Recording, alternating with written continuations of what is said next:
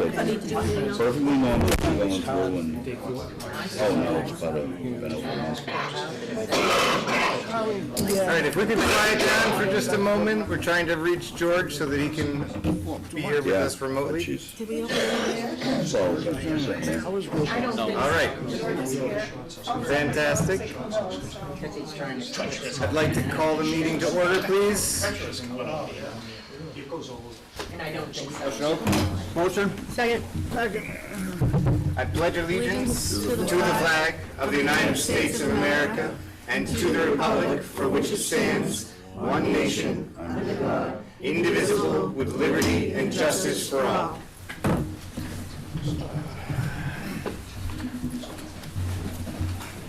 Could I have a motion to open the planning board meeting? I'm so moved.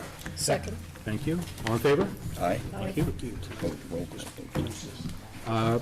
I'm going to indicate that George Morse will be participating remotely in tonight's public hearing by telephone due to physical disability in accordance with 940 CMR 29.1. All planning board votes will be by roll call votes. Thank you. So, we're going to be continuing the public hearing. This is on the Scotland, hold on, it starts on the previous page. Public hearing continued from Wednesday, October 30th, 2019. Modification of the special permit for the Newbury Golf Center, 131, 133, and 151 Scotland Road, Assessor's Map, R43, lots 2, 11, and 4B. Applicant Eric Sorensen, President Newbury Golf Center, Inc., granted by the Selectmen on November 15, 2017. The applicant requests approval of the proposed plan to restore areas of disturbance outside the approved limit of work for the project, as shown on the drawings entitled 131, 133, 151 Scotland Road, Disturbance Plan of Land. Sheets 1 of 1, dated April 9th, 2018, and 131, 133, and 151 Scotland Road Buffer Zone Mitigation Plan, Sheets 1 and 2 of 2, dated April 30th, 2018, and described in supporting documents prepared by Meridian Associates and the LEC Environmental Consultant, Inc. The applicant also requests release of a stop order or work order in order to implement the remediation plan and stabilize the overall site. So, the way that things are going to work this evening is the planning board will open their hearing, then we're going to have a submission by the applicant. We don't have any, full status report, revised schedule, description of any measures, review of stormwater, presentation of any new materials. Then we'll have a time for the boards to talk. We have no new letters from the abutters. We will open to public comment, and then we will move on to discuss conditions as needed and determine the next steps. I'd like to open a continuance of our planning board site plan review public hearing. The planning board is considering an application for modification to a previously approved site plan submitted by Eric Sorensen, President Newbury Golf Center, Inc. of Newbury Golf Center, 131, 133, 151 Scotland Road. Assessor's map R43, lots 2, 11, 4B. The applicant requests approval of a proposed plan to restore areas of disturbance outside the approved limit of work for the project. Of note, this requires a simple majority, 3/5 votes of our planning board. The original site plan approval was granted on November 15th of 2017. Alrighty. And I should also note that it requires a full majority of the select board to make any changes, as it requires a supermajority and one of us has recused themselves. So, I think at that point. Since our last meeting,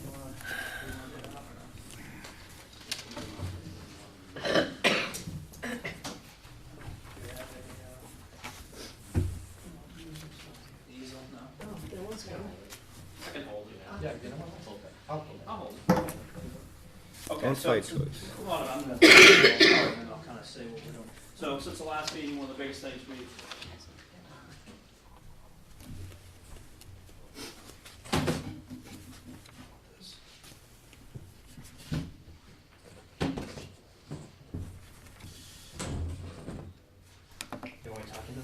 Yes, please. We're trying to get better about our sound. Okay. Is that all right? Do I have any It's space? It's for the TV, not for Okay. the room, so. Okay. All right. Let's do this so you guys can see this, so we can all get on the same page. Okay. All right. So since the last meeting, a couple things, kind of updating everybody where we are. One of the biggest things we crushed the ledge. We had over 10,000 tons of ledge, so we crushed the ledge. That was the ledge pile, if everybody remembers, was all right in front of the artificial tees. So we crushed that into three different stones, 1.5 inch stone dust and 3/4 of an inch. To this point, we've got almost all the rough grade of the parking lot. We have all the infiltration systems in, except for, all the catch basins in except for one. We have the infiltration systems left. Grading out here is complete, rough grading here. The only area in front that just needs loom is right in here, and also the grass tee. Inside of the building is done except for the drywall needs to be done. We're done with the electrician, finished up today, so we're going to get that inspected. And that's kind of where we are right now. We need to trench, so next steps, obviously weather is playing a huge role in this. We got to finish up the front right here with that last catch basin and the infiltration systems, trench up in here, finish off just getting the rough grade just right in front of the building. And then he just needs to finish. We're going to bring loom in even in the winter and get it out there. Obviously not seed it, but at least get it in the correct area where it needs to be up top. So that's where we stand. Obviously we had a couple issues with some storms. We were proactive with getting on site, getting that stuff taken care of. It is a active construction site, so there's going to be issues. We have all the stuff on site to deal with that. We're doing the best we can, obviously, to get that with the storms and the ice and everything that's been thrown at us. So that's kind of where we are right now. All right. Do you have a revised schedule for us? I will get one I talked to my site guy today. We will get one to you. The storm is going to dictate, obviously, what he does going forward. As I talked to him today, I said, I do need one. He said, I will get one to you, but even what the rain's going to do tonight is going to dictate what he does tomorrow. All right. Eric, the catch basins are all in down the. They're all in hall? except for one. There's one left. The single one right here is the only catch basin that's left to go in. I know Damon or someone else is probably gonna ask, do we have to have, silt fence all the way up the driveway? What's going on after, is that a process that needs to be done too? Silt fence on the driveway? Yeah, to stop the flow of water No, down we the driveway? no, we have the pipe in, so the water's coming down the left side of the driveway, going under the driveway in the pipe. Yeah. So the pipe's in and going where it was engineered, going out that way. Any other questions from my board at this time? I have a question about the last culvert you said that you have to put in, or last catch basin? Catch basin? Mm-hmm. If the water is flowing the way it's supposed to be flowing right now, what's the purpose of the last catch basin? Because it was engineered for that. To complete the site plan, we have to put it in. So I'm a little, I don't know if somebody else can answer this question, I'm a little confused as to how the system is working properly if that last catch basin is not. Well, for the driveway, I'm talking the driveway here. Mm-hmm. This last one is going down here. So Okay. when everything's done, you have to have your drainage in for everything to be working together. We have the water going down the driveway underneath the culvert, right? To that point. To this point, we have dams and basins all down here to collect the water where it's going right now. We need to dig that up and, put that in there. last, Yeah, it's all stoned and everything right there, the last one. okay. Thank you. Damon, can I ask one more question? Yeah, go ahead. Does it then go into our catch basins and go across the street? I'm sorry, I couldn't say that again, Does Jim? it then go into our catch basins and go across the street? No, it goes into the infiltrate, so the catch basins will go either into the two basins here, or they'll go into the infiltration system, depending on which catch basin it is. So you're not putting any water into the storm drains that are on Scotland Road? No, Okay. no. So all water is remaining on site? Well, yeah, unless it goes out in the culvert, there's a, what is it, Mike, a wetland right here that it goes out of the driveway? That's the only thing that leaves the site. A culvert, but that's been going out since day one.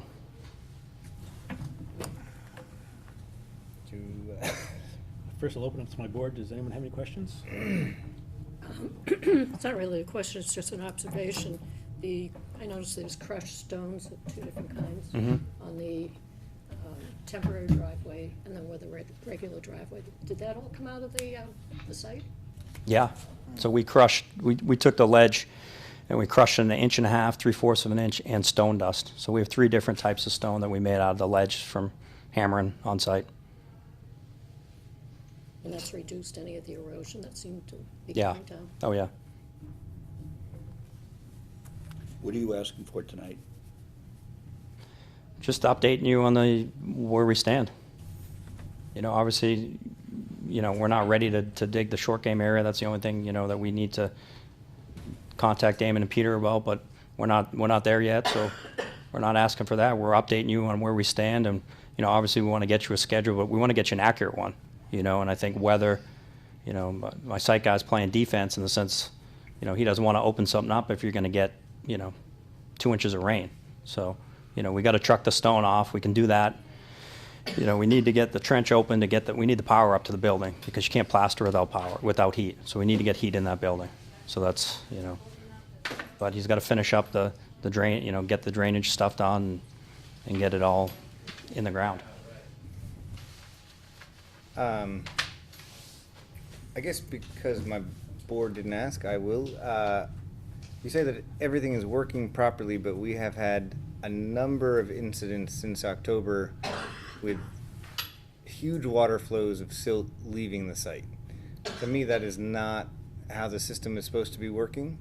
And you're also not in compliance with your schedule, which has forced our building inspector to start fining you. So talk about that a little bit. So I guess my question before that is he finding us for the schedule? Is that what you're implying, or is he finding us because there was, he didn't, and no offense to Sam, I was just asking him, and he just said, because you're not compliant, and that's what was on that. So I guess if it came from you, I was wondering what it was It didn't for. come from me, it came from him. I Okay. don't do enforcement. I understand that, but, The site is not in compliance because it's not stabilized. correct. Stabilization is on the schedule.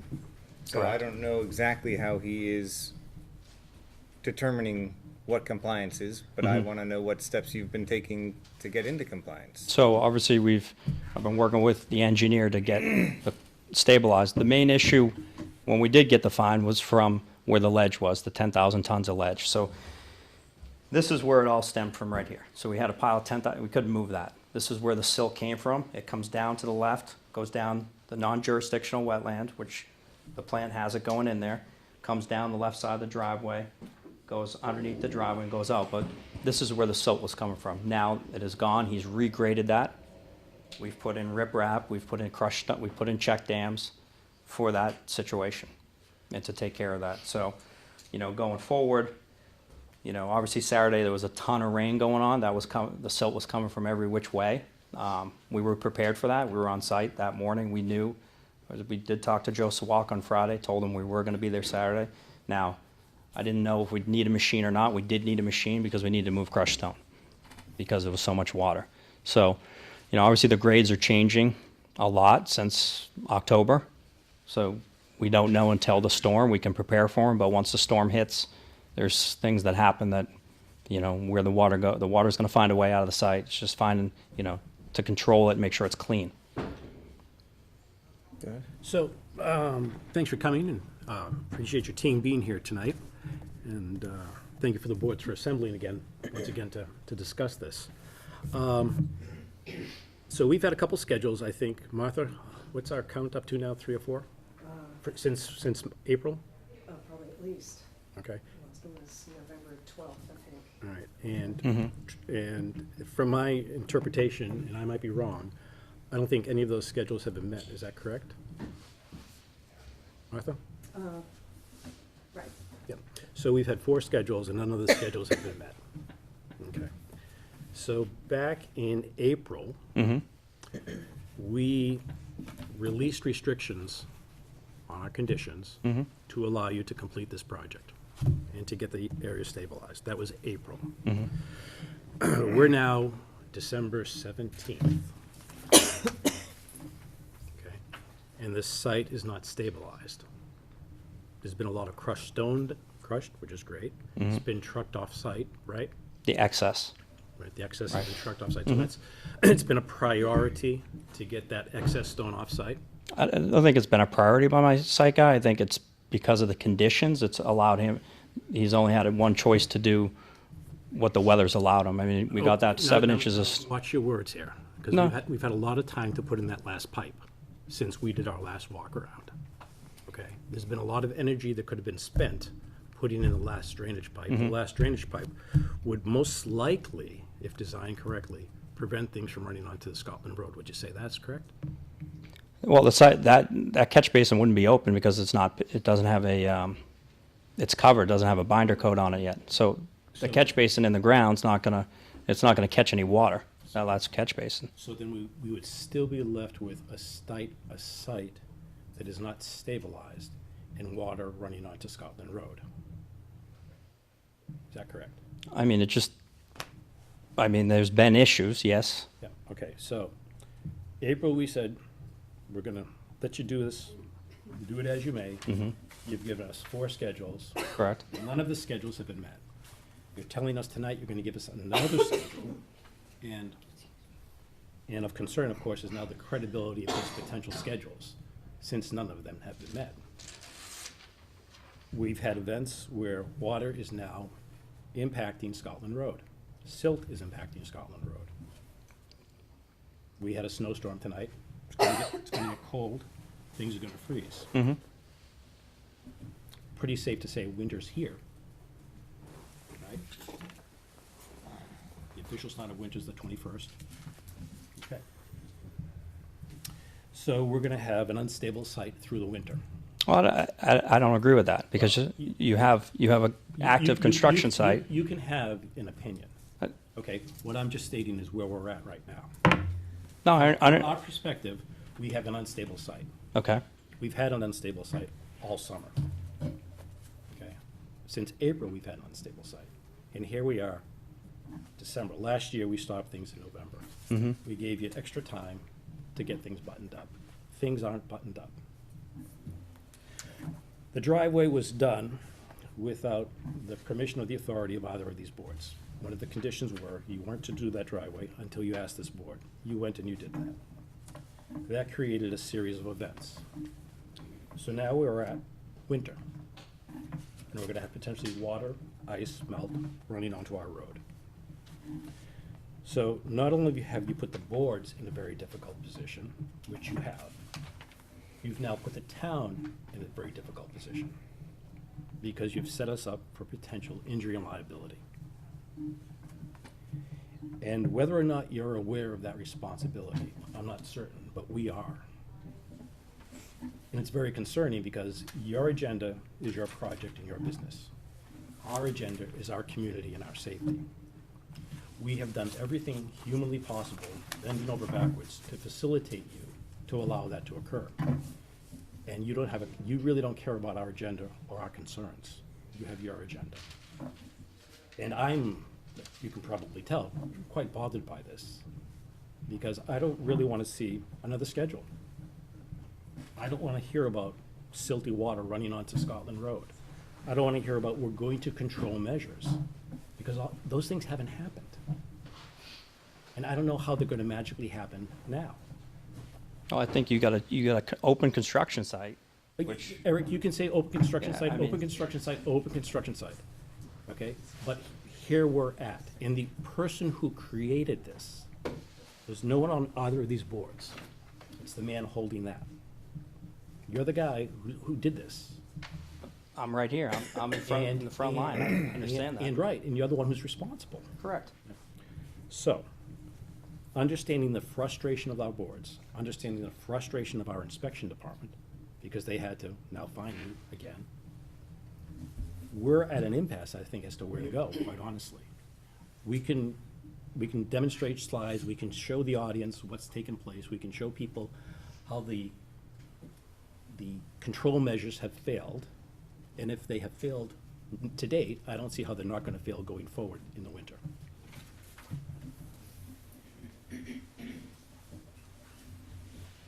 Do you have anything that would indicate? Well, I think I put together a pretty good team. That's, my site guy, obviously my engineer's here to talk about, these guys have experience in the field. on, All how right, we're so gonna control let's things. If run you wanna- through some of the slides that show. Can I say something first? Thank Please you for your identify time. yourself. Yep, thanks for your time. Mike Lamb with the Moore and Cameron Group, the consulting engineer on this project. So I tried to not say much, let you guys kind of get your thoughts out. There's a lot to say about this, I think, and I'm trying to kind of frame this in a certain way, but a couple things about this. These pictures that people are going to see, that was an extraordinary event. Okay, these erosion control measures, any construction site, any sizable construction site, you're talking about, a little single-family house, maybe not as much disturbed, any sizable construction site. On Saturday, you saw that leaving the site.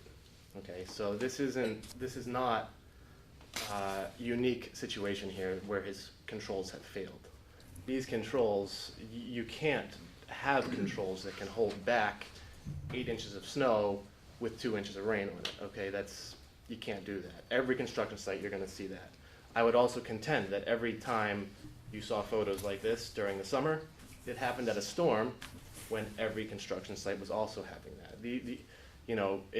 In a perfect world, we'd be able to stop all this water. We'd be able to filter it all. That would be great. It's just not that way. I'm just speaking from experience. This is how construction sites work. So to pin this on the fact of failure of these controls is not right. I agree, they're not perfect. I've been frustrated with this project as well. I agree. I'm seeing it. It's slower than it's slower than anyone wants. I think you're not seeing as much manpower out there as I'd like. I think everyone realizes that. I can't speak to that. That's the contractor. That's the site contractor. It's his schedule. I wish there was more manpower. I wish this was done faster. However, I've seen them be very, I think, thoughtful in trying to figure out how, what can we do here to stop this from happening. Of course, this, that event, again, it's a big event. That's hard to control. You really cannot. The sediment basin here, I don't know if anyone drove by or drove up during that, but this sediment basin was what, about, you still had some storage, but Yeah. it was fuller than we've ever seen it. Right. It was empty all summer, and it was really quite full after that event. So I think we want to be careful about how we're framing that as a failure of the controls. It wasn't. It was a pretty substantial storm that really you can't plan for. A couple things too about the drainage. I think Eric's not the professional engineer. He can't maybe speak to it as well, but I think, at the moment we have controls down here to the best, the check dams, the sediment basin at the bottom of the hill. You have a series of check dams. Of course, we all hope this driveway was paved by now, right? It's not. These controls are still in down here. So these are the controls that are currently working, but like Eric said, the drainage is on. That's high on the agenda. I think these infiltration systems here on either side need the drain rock, which they've now manufactured that with the ledge processing. So they were kind of waiting to process the ledge to get a lot of this drainage in. Again, I really wish, in hindsight, probably should have bought the stone a while ago if we were going to have to wait this long to get these in. But that was part of it. Why you guys saw such a delay in the drainage is that as they were crushing, they were literally installing the drainage. That was part of it. The material, you're going to need quite a lot of crushed stone for these infiltration basins. That's not cheap. You had the ledge. It was all part of the process to process the ledge. Now those are high on the. I understand that these are high on the agenda right now. I also understand that his main site guy, or not John Miller, but his main site guy was on vacation. Now he's back. So hopefully the timing's right, hopefully we get a break in the weather, hopefully they can get these infiltration systems in, because until they're in, this can't be brought online. These catch basins, nothing can be brought online because they're just, like you said, they're just sitting there. They can't be connected to anything, so where they will be connected, it's gonna be these infiltration basins right here. And then those, in this storm, you would have seen you still would have seen flow out, even those they're built with overflows, so they can hold a certain amount of water coming from the site, but then they had designed with overflow outlets, so you would still, so the flow path is ultimately still to the same culvert, down on Scotland Road, so that you'll have like an overflow pipe. I believe this system might be connected to that overflows. So you'll have that. Then at that point, this runoff can then be introduced into those infiltration systems. You'll get infiltration. You'll really get that settlement. So that, I think, is happening. I think that needs to happen like ASAP, because the last thing that we want is all of a sudden it's, if let's say you don't do that until the spring, that's going to be a can of worms that we don't want. So we want to get that in. We don't want to wait for spring for that. I mean, that's I think high on the agenda to get that in before we get buried in the snow, which hopefully we give you a little window. It'd be great to have a little window here, but I think from what I understand, that's a big priority. At that point, all the catch basins will be in. So all of these, the catch basin up here is in, connected to this, these basins up here, and the lower catch basins again are going into the subsurface systems. So at that point, you'll have control, and except for wherever the last catch basin is, there's a little bit of the pavement that will just kind of flow off the edge of the shoulder into Scotland Road, but it's just the bottom of the driveway that you couldn't really catch that and get it into any of your systems. So I wanted to say that, and I think, again, like Eric said, I mean, this ledge pile now being moved, I mean, to me, it was kind of important for John Miller to move that off, because this needs to be cleaned up, graded, stabilized, try to get this graded, because it was really impacting what could happen there. So while I would have liked to see him do drainage while he was doing that, I understood why he was trying to get that off, because it was kind of impeding access out there. So, I mean, there's still more to move, right? There's still a bit more to move, Yeah. but I think now I'm being told that these infiltration systems are going in imminently. Let's say in the next few weeks. Hopefully, we're talking. I mean, weather dependent. Hopefully as soon as possible. Okay. And there's still a lot of work to do, as you guys know. I mean, again, it's slower than anyone would have liked. I'm with you on that. But I just wanted to caution against, framing this kind of blowing out of proportion, where I'd say that construction sites inherently have problems. They're not. This isn't, it's a lot of disturbed I soil. fully would have acknowledge liked that to it is a lot of, that happens on construction, but in April, when we opened this back up, we talked about staging things, not disturbing new things before everything else was covered up. These were all problems that I saw, that Joe wrote to you about, that we had talked about extensively. And you guys said, we're gonna take care of it, we have a plan, we're gonna do it. You guys haven't done it. The site isn't stabilized, it's not all planted. There's no plan in front of me today that says, this is how we're going to account for the problems we know exist, and this is how we're gonna move forward. That's what I'm looking for. Because I told you guys, you should dig the trench for the power. You should have power up to the site. You should have water on site in April. It still hasn't happened. Now, this is very frustrating to me, because I am not an excavator. This is not what I do. But I could see these problems. I'm sure you saw these problems coming. Everyone who's worked on this project has said, this is what's going to be the issue. And then you guys just let the issues happen and say, oh, we're putting up more hay, we're putting up more silt fences. We saw the problem and now we're fixing it. Why can I see these problems ahead of time, and you guys are not seeing them ahead of time and taking the right measures to deal with the site appropriately? Well, I think there's a lot of things. First of all, we hired John Miller Golf, who's been in the business 35 years, and we rely on him and his expertise, and you know, I don't know if anybody is in construction, I'm not, if anybody's on the board. So we rely on him and his knowledge, to, you know, and he did things a little bit different, and I'll admit that, but he had reasons behind why he did things. And so, you know, he's not here right now to explain it, but, you know, he went and, you know, did certain things because it made sense from a construction standpoint. And he came in as, you know, behind someone else, so he had to adjust for what the site was like. And, you know, when I talked to him and asked him, and I talk to him daily, you know, why he's doing this and ask him, he says, because we need to do it, this is why we do it this way. In each of these scenarios from trenching, you know, why he hasn't trenched, well, obviously National Grid, and he'd have to close that driveway off. So now you close it off, you have no access to the site. He wanted to, you know, he'll trench when he can either shut this down, you know, get trucks in this way. You know, there's certain method behind all his madness with this. So I understand your frustration from, you know, looking at the project from the outside. He has his method from doing it on the ground floor. So, you know. Now, speaking of John, Mhm. when you came in the spring, you said you'd bring as many people on site as were necessary.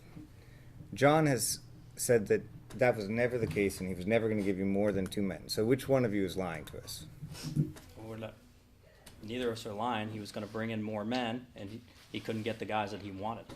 So he's kept his staff that he's worked with and trusted, and he doesn't wanna bring in, you know, he brought in a third guy for a little while, but he's bringing in people that have worked for him and will do the job Now, correctly. even though we told you couldn't get the job done with the number of people you had on site, John can't find anyone that he's comfortable operating the machine or working to get the work that you need done so you can open. You're comfortable with this situation?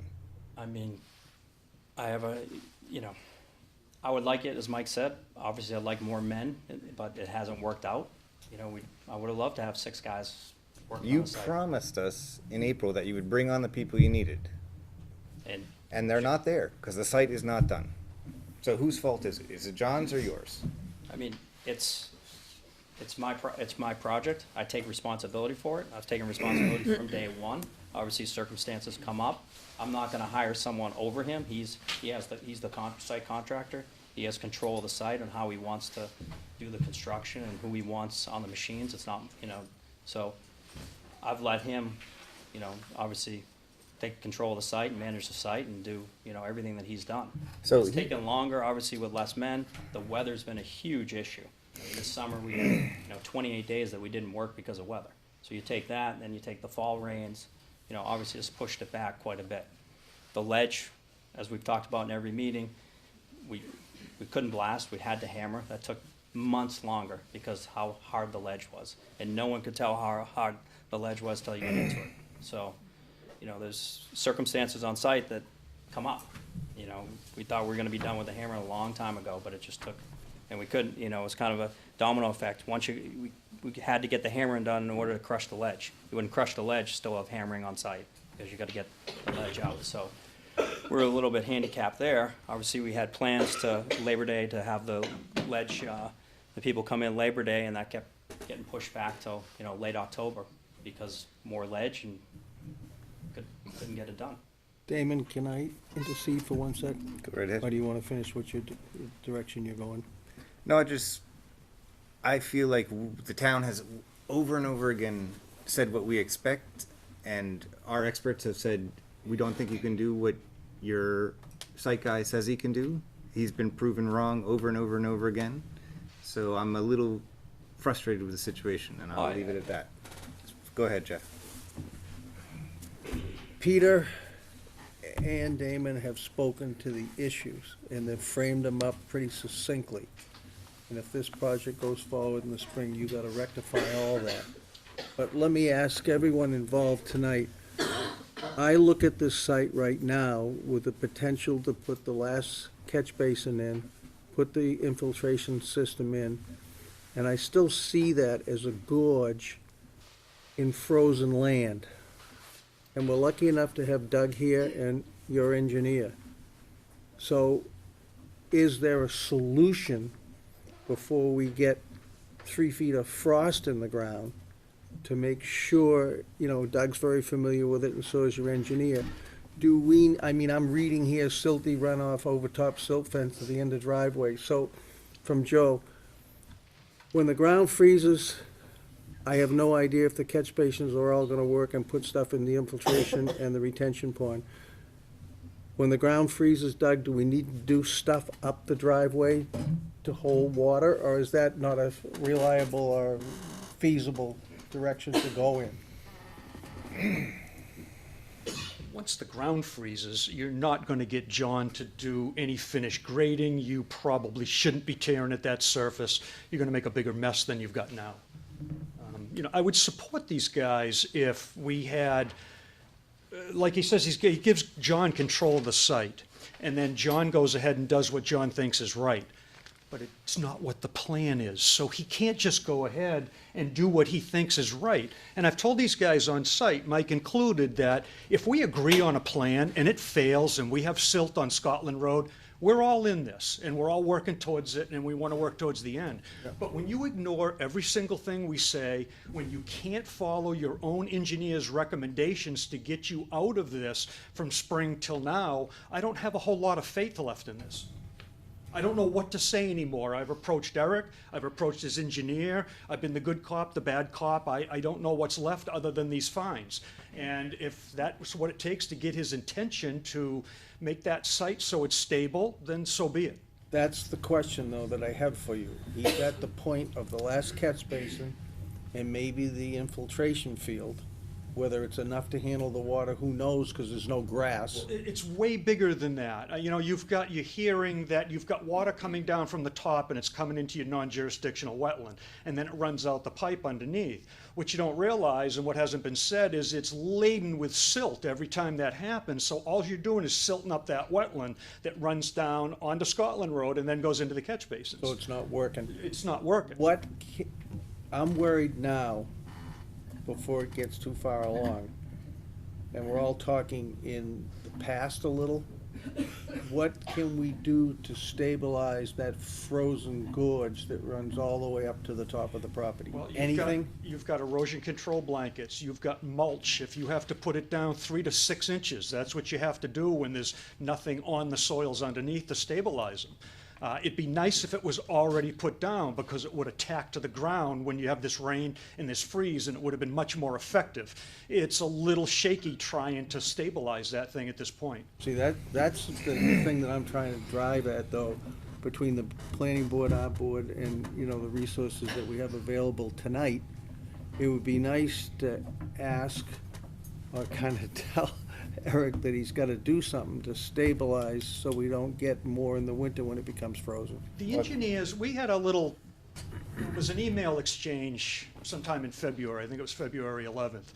By April 9th, we had a letter from the engineer that should have been followed and taken this project through the summer. We wouldn't be having this issue right now if it was simply followed, that's all. That's all they had to do. We know that, but what can we do? It's almost like, what can we do now? Is there nothing to do to further stabilize the site? I don't want to say there's nothing you can do. There's always something. But is it exceptionally difficult and more expensive and doesn't take you towards finishing the project? Yeah, it's just a lot of work to do to get that site so that it's not silting off-site, But not like- running off-site. Like I said, and Peter's gonna speak, I'm just worried about dead cold, water coming out, going on Scotland Road, maybe with silt, maybe with not, freezing, it'd be I mean- nice to stop some of that water on its way down the hill, and if there's no way to do it, then I'm okay with that. To get, directly to your question, I don't know if there's a way to do it at this point. There's certainly things that they can discuss and implement and try. But again, it's late in the year and I wouldn't want to put my money on it at this point. I think it's going to be a difficult winter and a difficult spring. That's what I was asking. So along the same lines, Jeffrey, just so I can understand this, Doug, can I borrow you for a sec? You don't get to sit Don't down leave yet. yet. No. Because, yes. What's up, Pete? If I understand correctly, your recommendation is that mulch be put down 3 to 6 inches minimum, And just describe for me where it needs to be put. Mulch and blankets on those exposed slopes. So I don't care what the engineer comes up with, whether it's mulch, whether it's a blanket, whether it's some type of wood chip, whatever he has to come up with to do it. But that's what the stabilization plan should be for those slopes. All the exposed slopes. Yes. And Yes. That And feed, it that was- feed into the driveway that Yes. was created. And it really should be for the whole site. I mean, their SWIP reports, their EPA permits, all that requires, in their own documents, require them to have this stuff stabilized within 14 days. That's a little aggressive. Sites don't usually, usually they're open for more than that, and we don't pressure that. But it's been 14 months, not 14 days, so it's too much, it's too long. So what I'm hearing is, this, as we know, the site is unstable. The way to rectify this, if it's to be rectified, to try to stabilize it, is to bring in a boatload of mulch, 6 inches coverage, Well, I'd listen to the engineer, but Okay. it's 3 to 6 inches, 3 to depending on the site. 3 to 6 inches, blankets to stabilize the site. Any other recommendation from your perspective? Now, the only thing I wouldn't suggest is they made the comment that they had a lot of tarps that they could use to stabilize the site, and that would be the last thing I'd put on those slopes is tarps. Because that would just That allow would- yes, that would- impervious surface to allow water to collect down and just shoot down the hill. That would be a huge slip and slide. Any other recommendations from your wheelhouse? As far as the driveway goes, it was my opinion that the driveway was supposed to have a couple of those pits were supposed to be dug down the driveway before you started the driveway. Now, you weren't gonna put the structures in there, obviously, because you don't wanna silt those structures up. But you wouldn't have such a problem, I don't think, if you had a couple of settlement basins down there. You wouldn't have all that silt in your stone to have to clean each and every time. A lot of it would settle into the basin. And I don't know whether you have room above the water table down there. You should, or else you shouldn't be putting the basins down there in the first place, but that would be, yes, yeah. I mean, the way, If you can come in on that microphone a little, because we want people to hear you. sure. Yeah, I'm not sure I was I clear know, on but that. we I want mean, people to hear there's them a sediment outside. basin at the bottom of the driveway right now that's been handling, like I said, all your smaller storms. This bigger one can't handle it, and then it didn't surprise me, but that sediment basin at the bottom, that's there, you know how you have like the 3 layers of check dams, the last one is a sediment basin. Isn't much. It's not much, I would've liked a little bigger myself, but we've made it work, they've been, I think, proactive in adjusting as, however, what's happening now is hopefully that once those infiltration systems are in now, we get those things online. We put silt sacks in the catch basins, perhaps, whatever it takes to get the water to those instead, and you won't have it going down to the. Mike, I wish I had some faith in this. I mean, this has been our conversation for almost 2 years. So, I need to see it now. I can't, this stuff here is just, it's kind of meaningless at this point, to me anyway. So why don't my engineer work with Doug, in a sense, to get his approval while we stabilize the site? Because I imagine he has some ideas that he can, obviously, before we put him in, run them by Doug so he's on board. Obviously, hay, mulch, whatever it is to stabilize these slopes, that will be a priority going forward. They'll work together in the sense we'll keep you in the loop. If he doesn't like it, obviously we'll change it, but Doug seems to be the expert in the town. Eric, that's only gonna work if you take control of John. But you have to take control I of John, understand. period. It's not up to him to design these things. Right, I understand. And Doug, pull Joe in too, so he's on the same page. Yep. I appreciate your recommendation. I'm gonna let the board drive it, okay? I understand. Okay.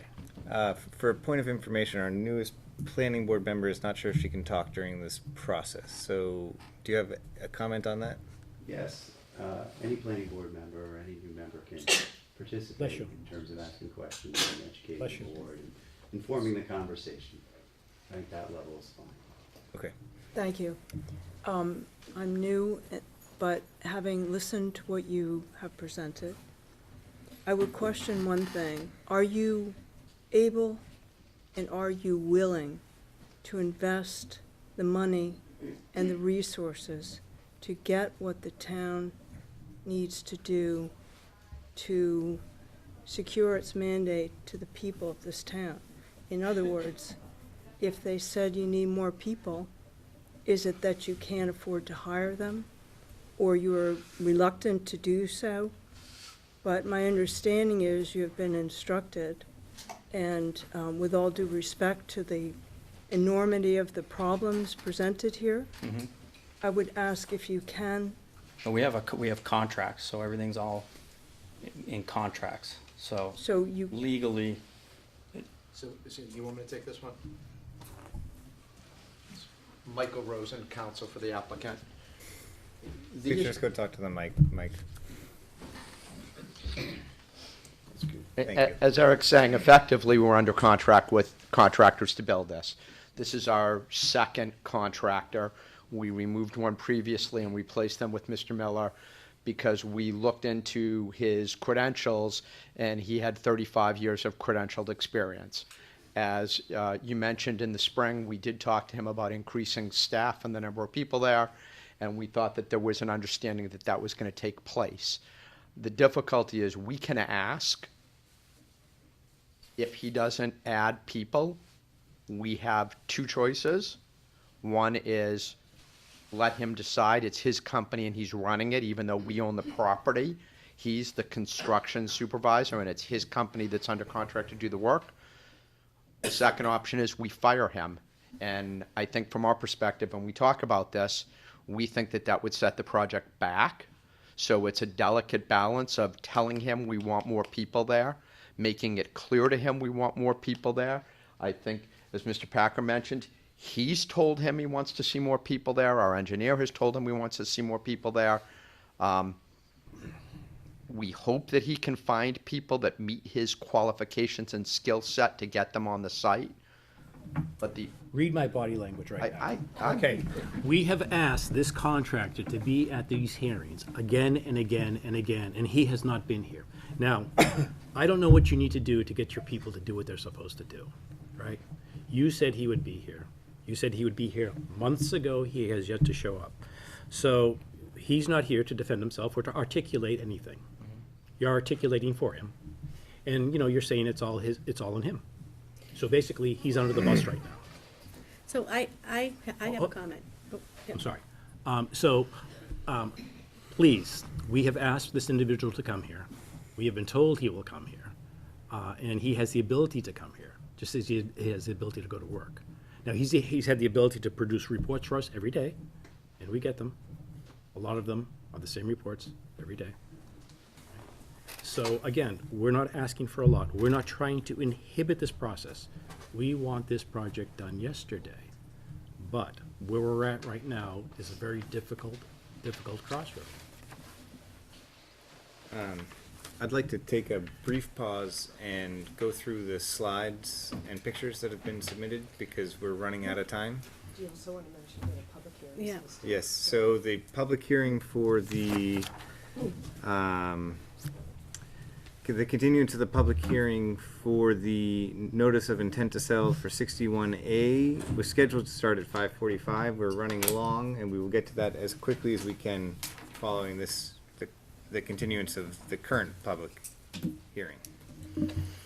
Sorry for the delay. I was hoping to get through this faster. Please go ahead. So, I think these are our photos taken since October 23rd. They don't all have captions, they do have dates. Can I talk about these can I talk about each of these? I'd just like to get through them so that everyone can see what's going on. Because, okay, I mean, they're taken from one angle and what's next to it, so you're only seeing one point of view. Well, I think the important point of view, Eric, is that the site, water is leaving silty through the infiltration systems that we have. Actually, Eric's point is that there's a second fence. There's a second fence? You're only seeing the first fence. And then the this- straw stop, wattle stop, over stop. It was designed with a second fence and straw wattle. So if you only take a picture of the first fence and showing it escaping, you don't see the fact that there actually is a backup in place on the site. This is one picture. Yeah, we're just gonna run through them all. Yeah. Run through all. Go ahead. So these are all October 23rd after parade event. Those are the catch basins that have been discussed. Eric, just let Martha please have the floor. wasn't planning to do much of a narrative. No, I want the pictures that have been submitted to us to be part of the public record now. Because I think a lot of people fail to understand what's going on. That was a significant amount, it's actually overtopping the silt fencing application. That was the 27th of October, but you can see that part of the site was seeded and taking the western. These are all the 27th. November 24th, which was another big rain event.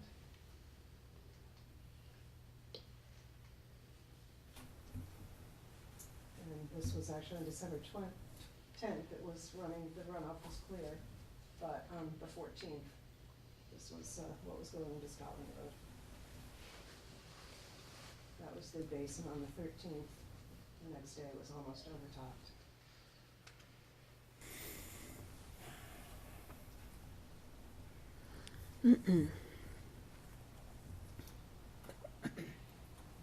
Thanks, Martha. Thank you. At this point, because we are already past time, I'd like to open up to public comment, if there's any from the audience.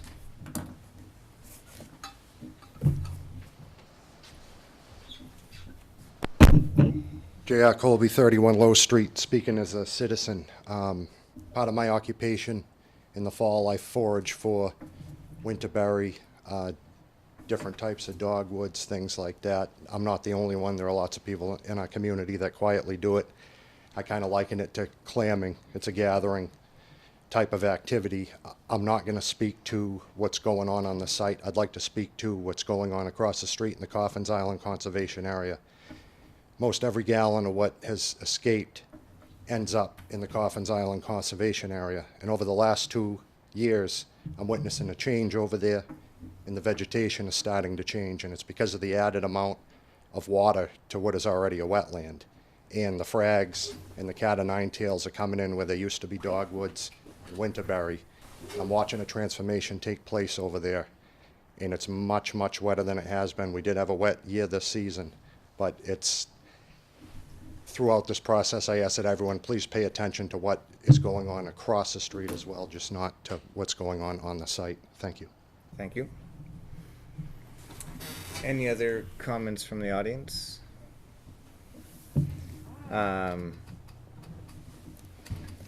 So, are there any further comments or comments at the board before we start to discuss conditions and moving forward? Well, I have a question. I don't know if it can be answered. I think what I heard Eric say was that the issues at the site, we have a plan, we've given him a plan. His contractor has chosen not to address it. He's under contract with his contractor. Can we hold the contractor accountable? Can we fine him? Can we nail his feet to the ground? I don't know what that, maybe that's a question for you, Brian. No, your relationship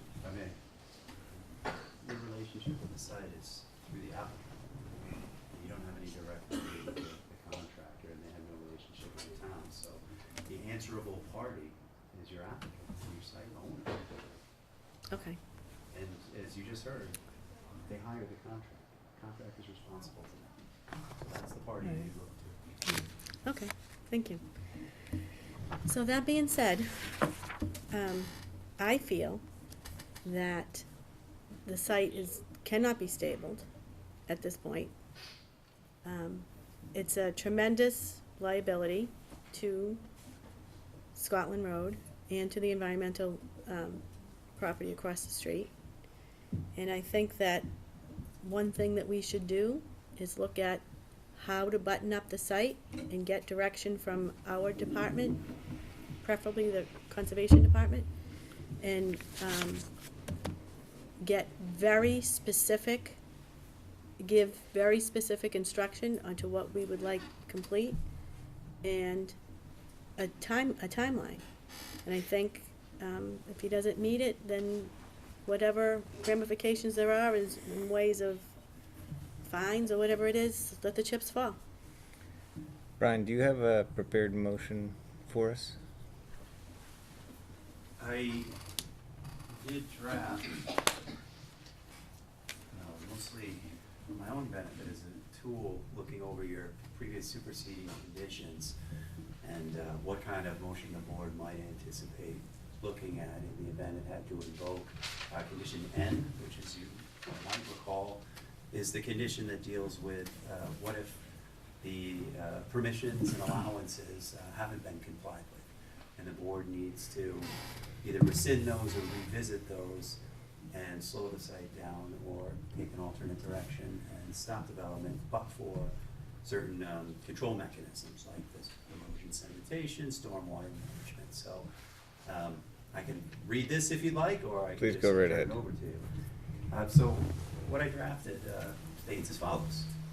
I move that in accordance with condition N of the board's April 9th, 2019 superseding conditions, the dates, deadlines, and permissions set forth in the board's April 9th, 2019 superseding conditions be stayed and suspended, and that no work or activity shall be permitted on the site except that the applicant shall provide suitable and appropriate erosion, sedimentation, and stormwater/drainage control, as conditions may dictate, and that the applicant shall install or deploy sufficient and appropriate stormwater and erosion control measures until the site is stabilized for the winter season.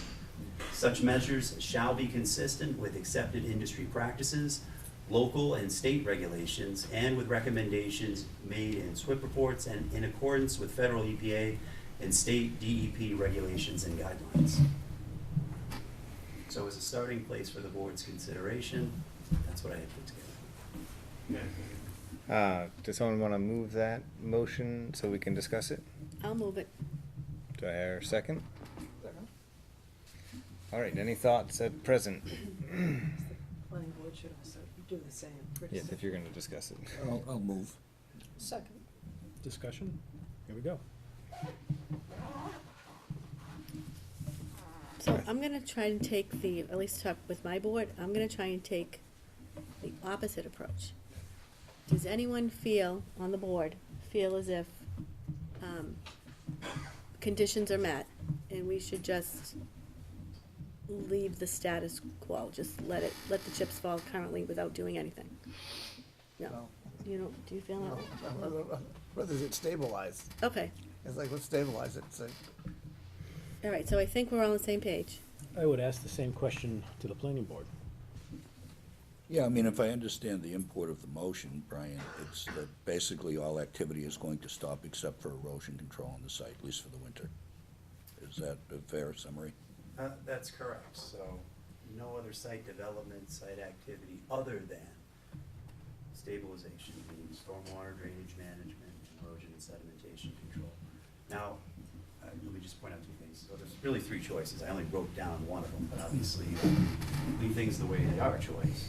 You can tweak the existing conditions, that would be choice number 2, and this is just option number 3. I want to suggest that this is the only choice that we can make, just because it's the one I wrote down. And the other thing I wanted to point out with respect to this motion is it just says for the winter season, it's open-ended, so there's no reason why you couldn't, if this were to be voted, schedule another public hearing.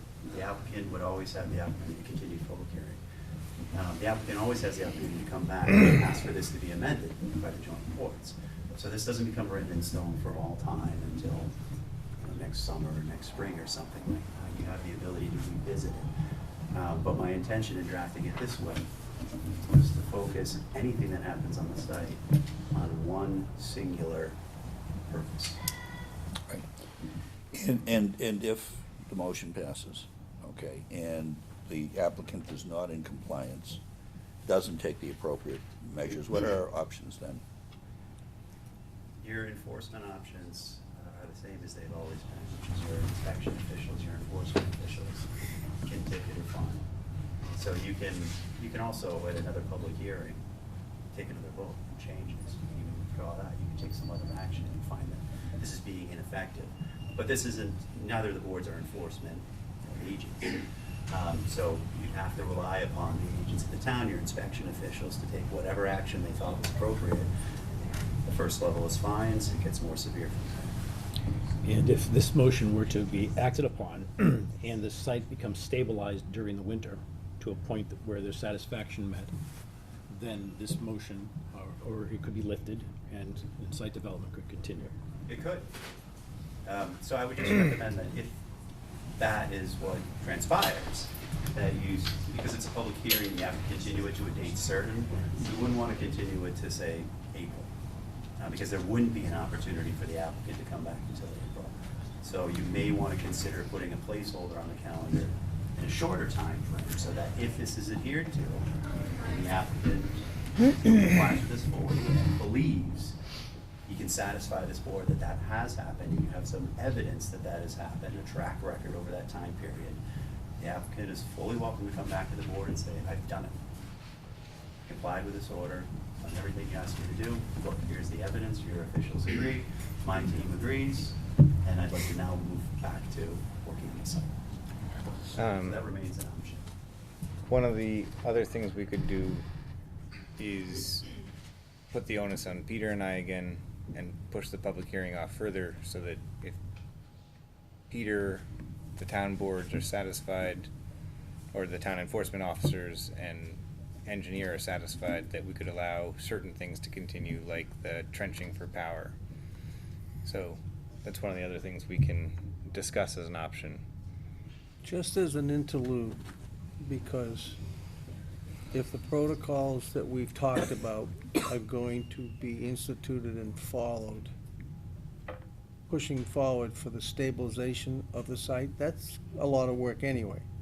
If we're gonna look into that as a focus, and it's probably a question for Doug or Eric's engineer, if that holding field at the end of the road and the shoulder of Scotland Road is something that functions, and now we're finding out there's a lot of water, yes, it probably will get silted up, but would it help us, Doug, for that to be bigger? It would help us to be sized appropriately, and if the engineer has sized that and stamped it, I wouldn't question, it's not up to me to question that. But now with some of the things we're seeing, would that make, so there's no way, you can't change things once you realize the conditions? Well, no, but I think that sizing was predicated on the fact that. It was gonna be grassed in. Yeah, that you've got grass with a certain curve number, you've Yep. got blacktop with a certain curve number. These things are stabilized and they've got their final finishes get you. on it. Yeah, to size that now with the site wouldn't be proper, it would.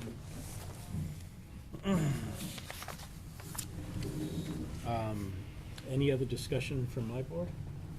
If we were to go with just the stabilization, it would give maybe Eric a little bit more control over his site contract, that he wouldn't be allowed to move forward with anything else. I think it would actually kind of pull the reins in on Mr. Miller. To maybe get things completed.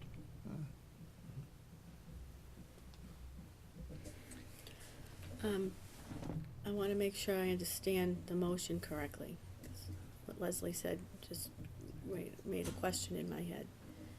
If the motion as read will stop everything on this except for erosion control, there'll be no work on the site at all, correct? Right. So I think Mr. Miller won't be doing anything. Right. No, there's a lot of work to be done as far as site stabilization goes.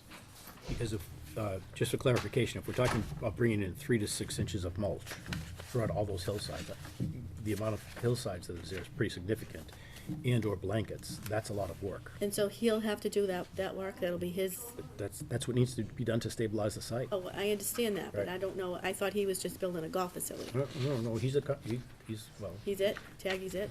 whoever, the applicant wants to have do this, but that's what we're looking to do. So my concern is that they're gonna start doing, stuff on the house and No. all that other stuff. and- Everything comes to a halt except this, and until this is met, nothing else will occur. And that's what we're talking about, is that correct? With this motion, the intention of this motion? Can I say something? No. Not right now. No. You could further define worker activity. If you want to create, more of this, and say no worker activity including but not limited to work within the building, work on the building, work with, you can tease that list out if you wish. But as right now, there's no work or activity except in furtherance of mass stormwater drainage control. Okay, that's what I'm in favor of, that motion right there. And I think Damon's suggestion that perhaps we can maybe add a little bit of flavor to this so that if it's agreed upon that something else can take place, that we have that language in the motion that will allow that to occur. So that if we find that there's a need, that something has to come up that we haven't thought of, and the applicant asks for that relief, we can then achieve that. Yeah. Does that make sense? Well, I think the question, if we don't include language about authorizing us to approve other work, then we need to have a public hearing sooner, so that presumably, if this motion passes, they're going to put all their efforts to site stabilization. They might have that done in 2 or 3 weeks. So they would then want to be at another public hearing to get permission to keep working. So either we adopt the motion as set forward and have another public hearing sooner than later, or we amend the motion to allow, with the sign off of the conservation agent, the building inspector, the town engineer, the appointees of the boards, to allow work to continue. So it would be similar to what we had done with the previous things, where if we were comfortable with the work that was done, we could allow other pieces of work to go forward. Well, I think if my memory serves, that language would permit further work on the, with permission from the chairs of our Yes. respective boards, who I assume you're gonna rely on our professionals to, before you make those kinds of decisions. Yeah, I mean, I don't know if I don't think I probably have it in That here. was So. But I don't know which one my board would rather do, meet sooner or appoint me to look at everything I think- on their behalf. I like the idea of you two being able to salt and pepper as he accomplishes stuff, to let it, because otherwise, he might be done in 2 weeks, and we don't have a hearing for a month. It's like there's 2 weeks wasted. So I don't wanna, I wanna keep the process going. Expedited? Yeah, expedite, but like, stabilize, but let process go on. So what happens when, or if, this motion passes and needs to button up the site, but he doesn't do that? And he does whatever, Fine. whatever else he wants. Fine. I mean, the building inspector, and probably Doug as well as the conservation agent, can issue a cease of work order and stop all work if he's in violation of his special permit. Can I, Doug has something to say We about would that. stop all work, but if you're talking about stabilization, we don't want to stop the work. We want to modify it if it's going wrong. I think that the one tool that you have right now is your daily fine.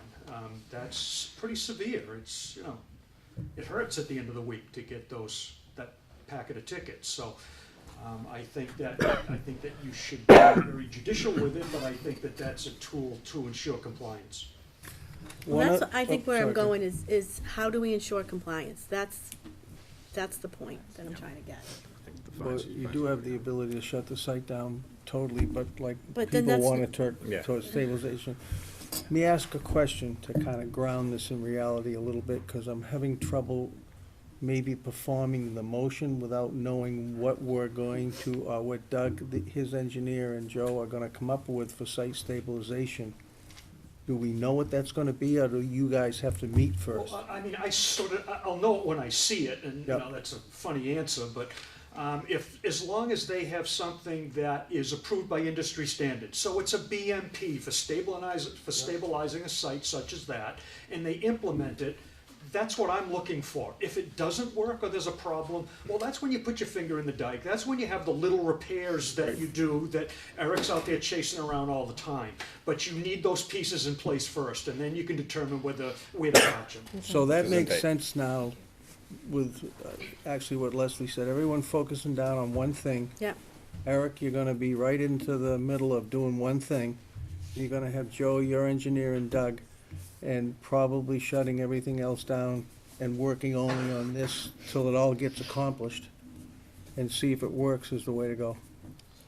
With that said, I saw you writing.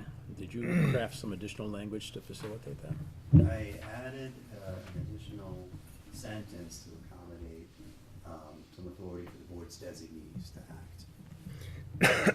prior to The next public hearing. public hearing. Would you mind sharing that language with us? Would you like me to read the whole thing, or just start with the new language? Just a new language, please. The beginning, fresh on your mind enough?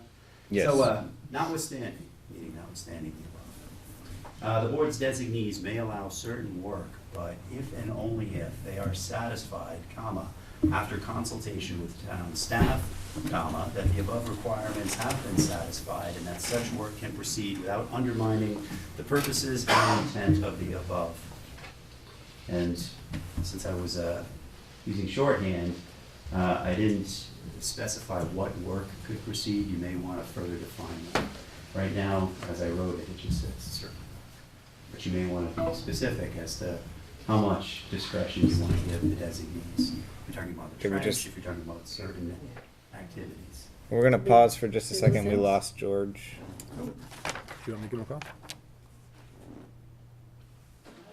Pay his phone bill again. Yeah, we just lost you. We're getting you back here, so you good now? Can you hear us? Certainly can, thank you. Okay. There he's thanks. again, okay. Welcome back, George.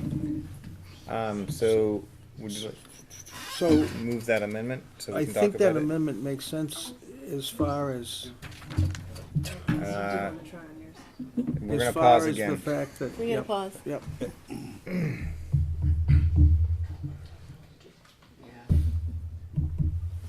I love technology. Hi, George. So, George, we've. You keep breaking up. I know. Well, we now have you into iPhone technology. We'll see if that might be work better than Android technology. I'm sorry. All right. I have no financial interest in This will be Apple. a classic fight right now, right here. That'll be an ad for an iPhone. I still think a piece of this is getting the solutions for site stabilization that's gonna take engineers to provide as quickly as possible. That's the Yeah. piece that keeps escaping me. I mean, if you can't get together with Doug or whatever, and it's gotta be done as Well, quick just as. to and we got clarify Christmas one coming up thing, and- the town cannot provide the engineering for the site stabilization. That has to come from the applicant. But it has to It has to meet, be a- it has to meet our It standards. has to meet our standards. And you gotta complete, I mean, one thing is, the bottom of that's gotta be completed anyway. Yep. So, that would make sense to at least be getting that done totally, right? While you guys were deciding, or he's deciding site stabilization that meets our standards. It would be my recommendation that you allow them anything that will control the water on the site. So as well as mulch, continuing with that drainage at the bottom of the street benefits us all. Because what I'm a little afraid of is you guys have gotta come up with what you're gonna tell him to do. It's not our role to tell. So them. you're Right. just saying stabilize the site? Yeah. Yeah. And it's on him Sure, to, John. I think, well, We're gonna have input from our inspection department to tell us whether it's appropriate or not. So we have to rely on our engineer and conservation to say this makes sense. they'll present the plan, we'll review the well, plan, they'll I agree execute with the that, plan. yeah. As long as that gets done. Otherwise, we're going nowhere. I think it's close. But I'd like to, could someone move the amendment that was added? Could I ask Chris, do we need to identify the board's designees in the motion, or is it understood to be the chairs based on our prior motion? Sounds understood. I think it's understood, but if you want to include, yeah. heretofore designated representatives. You can maybe belt and suspenders, but the board has already designated representatives for the purposes of the permitting and conditions. Yeah. But I think it's implicit. That's fine. Okay. Well, I would move the amendment on behalf of the planning board. And I'll move it on behalf of the Board of Selectmen. Second. Second. Okay, any further discussion? Then I'll poll the planning board. Do we, I do have to, well, go ahead, sorry. No, no, Wrong board. Sorry, Vice Chair. Well, I don't want Well, no, my I'll vote. question is, yes, do we need to clarify what you said? We might want to add a little more language to which conditions? It's up to the boards to decide whether or not to. So right now, it's as general as possible, which is mail out certain work. So the designees have that's what we a wanna great do. deal of flexibility and discretion. It's up to you if you want. I wouldn't want to second guess our designees. I want to give them as much authority as possible. I think we're all in agreement that we want this thing over and done, and let's, Okay. move in that direction as best we can. Then on the motion, I'll ask the planning board, and we're gonna have to do a roll call vote. George, are you there? Yes, I am. And Okay. it's only you, Larry, and George. Okay. Just a point of order, are we voting on the the amendment to the original motion, or are we voting on the motion as amended? The motion as amended. Okay. And Roll- aye. Okay, Larry is aye. George? Aye. George is aye, and Peter is aye. That is the planning board. All right. Is there any, I think we generally vote on the amendment, so, is there any further discussion on the amendment? No. All those in favor of adopting the amendment to the motion? Aye. Aye. Aye. Is there any further discussion on the motion as a whole? Do we need a roll call on that too, Bry? No, that was just because No, George no. was here. Just like, Then, yep. All right, seeing none, all those in favor? Aye. Aye. All right, unanimous. What I would like to do now is discuss a time for our next public hearing, so we can continue this.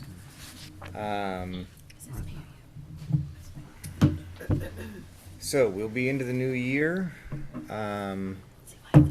I would think that the beginning of February would be a good time, so that we can get ready for the next season and hopefully get this project buttoned up as quickly as possible. Do you want to do it during a planning board meeting, or do we want to continue during the selectmen's meetings? I think these type of meetings are working good. Yeah, I think a joint meeting is necessary. Yeah. The planning board in February meets on the 5th and the 19th. And the Board of Selectmen meet the 11th and the 25th. Any strong preferences from either board as to which night to meet? Meaning for us. My to maybe- birthday is on the 19th of February. Well, scratch that. That's The me. 19th is out. Sing happy birthday to you, George.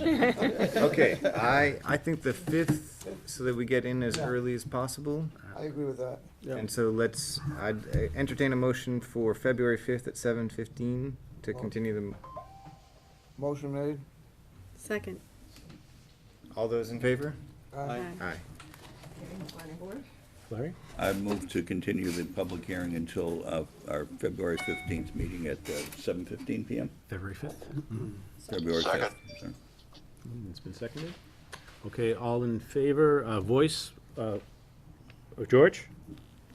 Yes. Okay, Yes? Yes. yes, yes. Okay, Time is 7:15, Martha? Yes.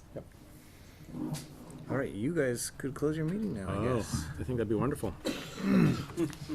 Entertain a motion to close the planning board hearing. Move to adjourn. Second. All those in favor? I think we need Aye. a roll call. Oh, roll call. Larry? Yes. Leslie? George? Yes. Peter, yes, thank you. Mary. Yes. Lawyer, yes. Yes. Yes, yes, thank you. Absolutely.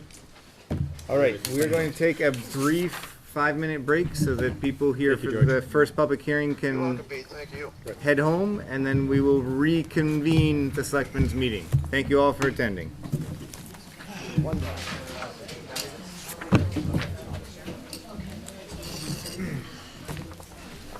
No tears. Have a Merry Christmas. I hope to see you.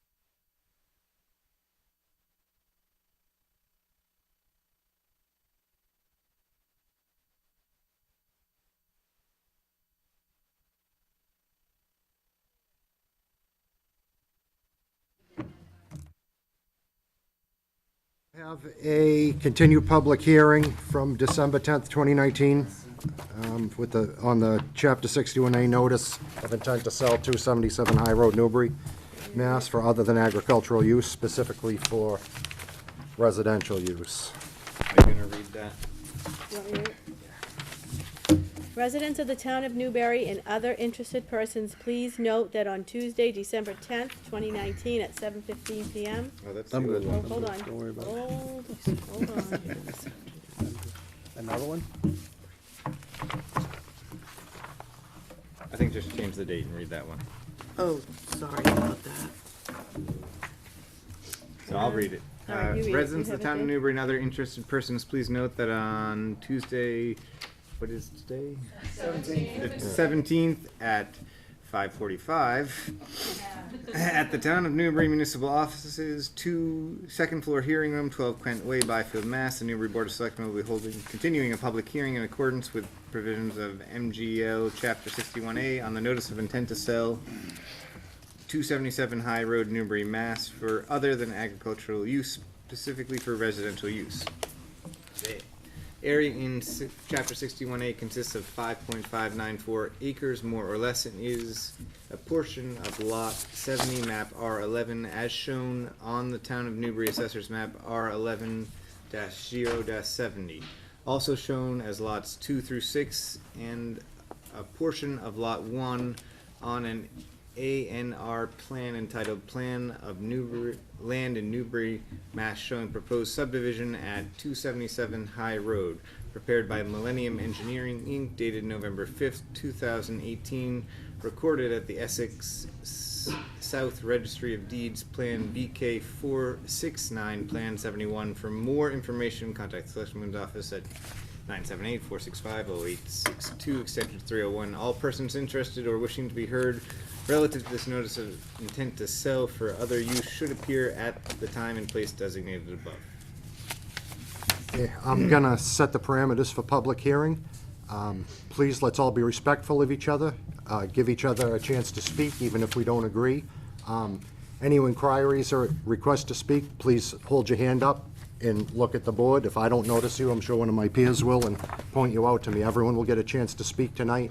I know, emotions run high in public hearings like this. Just try to be factual, polite, and to the point, and not repetitive, and we will have a good process.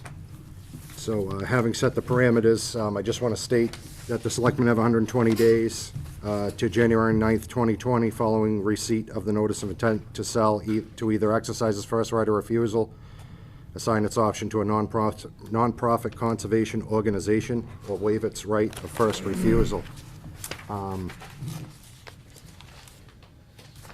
Susan Murphy is the owner's representative. Would you like to speak? No, sir, I have nothing to add from last week. I would entertain public comment before we read correspondence into the record. Would anyone like to speak? Could I just ask a question for those Yep, that come, weren't here? come on up. If you could stand in front of the microphone, just state your name and I ended up with address. a question, but Nina Tanis, and I wasn't here for the last week, so could she just sort of recap what she said last week?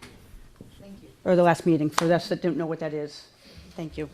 Would it also help for Attorney Winter to kind of lay it out for people who weren't here? That would be, I was gonna get to that, but that would be great. Maybe Yeah. we should do that right off the I bat. think it's a good idea. That would be helpful now. I'm happy to provide a brief overview. I think, sort of a- I was trying to a explain summary of at a the board's last. role at this point. Exactly. I was trying to explain the board's role and basically what our choices and options exactly are. And as to the second point, I don't think I can speak to anything you said last time, but I'll do my part if I could. So, Yeah, you'll get picked up, never mind. is this still getting picked up? Yeah, it's still life. on. So, as you know, you've got a notice of intent to sell here in chapter 61A, 14. Talk to us. The mic doesn't, Well, the mic's not gonna. that's for home. Why don't you talk to them since we know what's going on? Okay. So, Just for everyone's knowledge, that is to the people that are looking or hearing us on TV. And we're having some transmission problems, so we're trying to specifically make it a little stronger. So that's what he's doing now. Okay. So I'll provide the nutshell version in the interest of time and just simplicity. But Chapter 61A, Section 14, provides a great number of things, but in this particular context, when a notice of intent to sell is received by the town, it starts a 120-day clock. There are three options for the town once it receives that 120-day notice, the notice of intent to sell.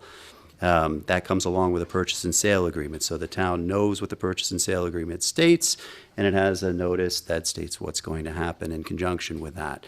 So the town has three options at that point, and this is set forth right in the statute. These aren't, it's a very specific statute in terms of the procedure and the process and the authority of the board. So in that sense, because it's very specific, it also limits the board's discretion. There aren't a lot of discretionary choices for the board under the statute. The first one is nothing. The board can either wait the 120 days or just waive its right altogether. So there's a do nothing option. The board can choose just not to exercise any rights afforded to it under the statute. The second option is to exercise the town's right of first refusal, meaning that within that time frame, the board has to not only prepare a notice and vote a notice, but that notice has to be accompanied with an executed purchase and sale agreement. So along with taking the vote, the board has to decide, and the town, generally, town meeting, unless there's an alternate and independent source of funding for such a thing, has to determine how it's going to actually fund an executed purchase and sale agreement when it's provided in response to the notice of intent.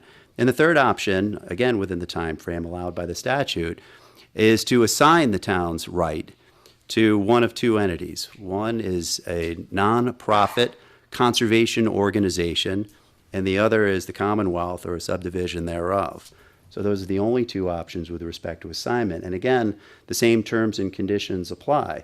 And some additional ones under the statute. The statute provides that the purchase and sale agreement has to be met by terms and conditions along with the notice of intent to exercise. So the nonprofit, if one were to accept that role, would have to meet that person's purchase and sale agreement, excuse me. And there's additional conditions in the statute, a 70% requirement that that much of the property be maintained in chapter land, and there's other provisions of the statute which I won't get into.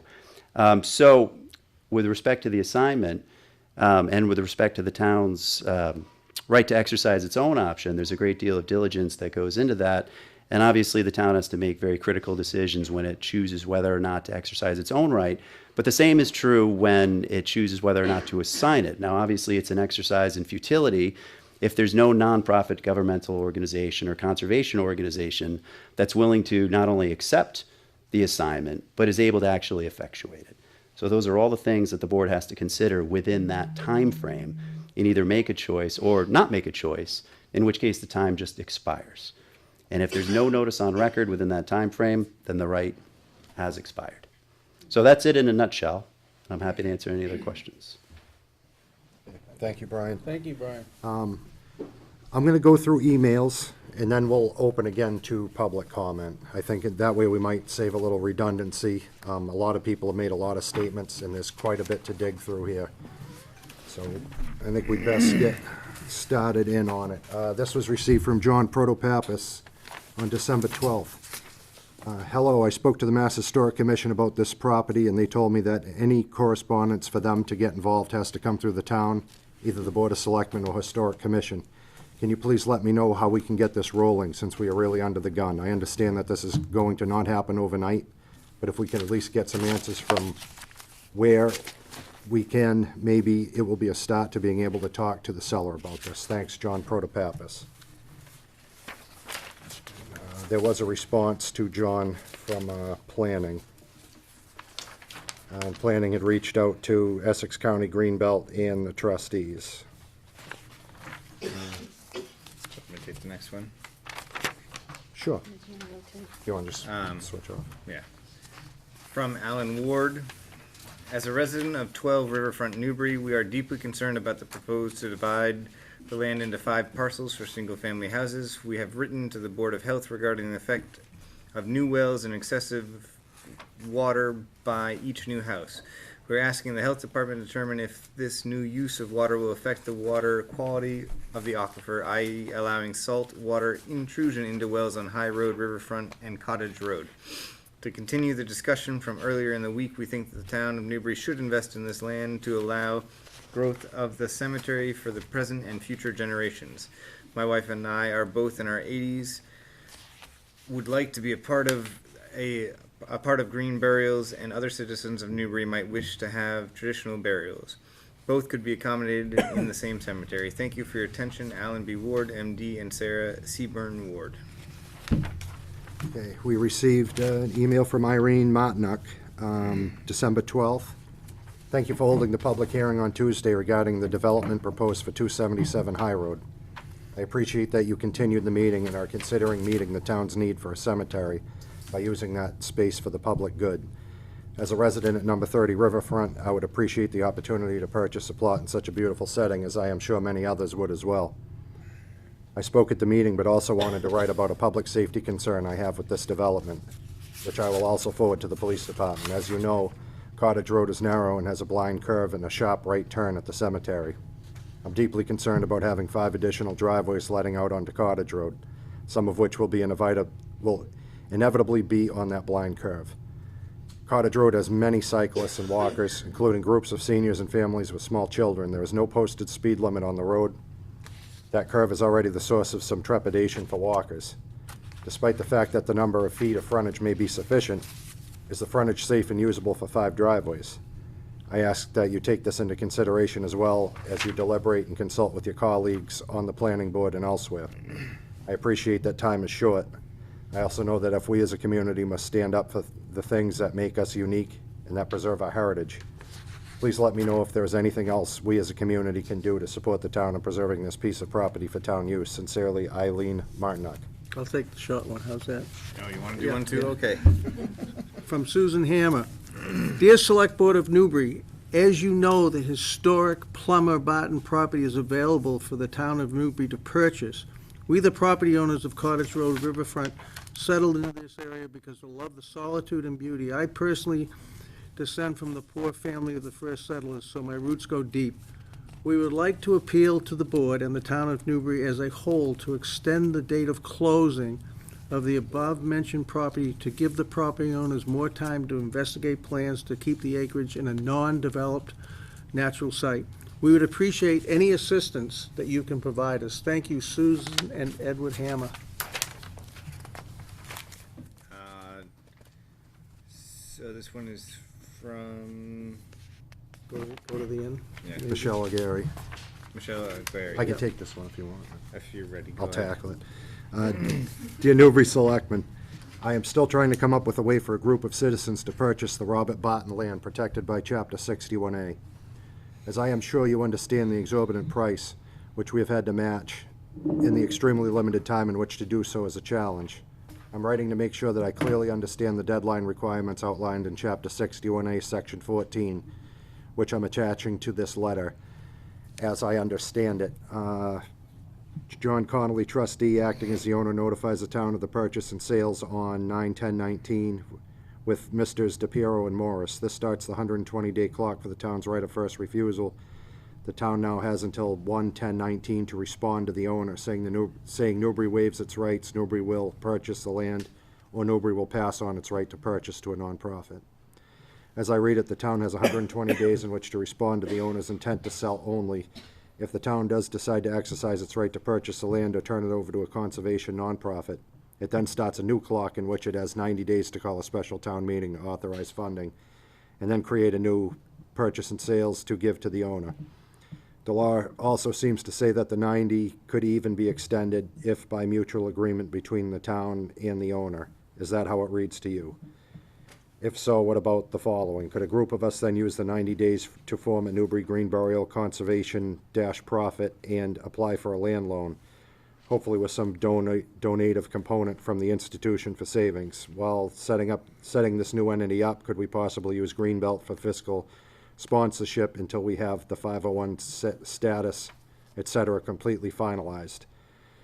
So I am basically asking you all if you agree that the law states that once you, the Board of Selectmen, state that the town will be exercising its right of first refusal, it would buy us another 90 days in which to get an organization and financing in place, which preparing for the town meeting.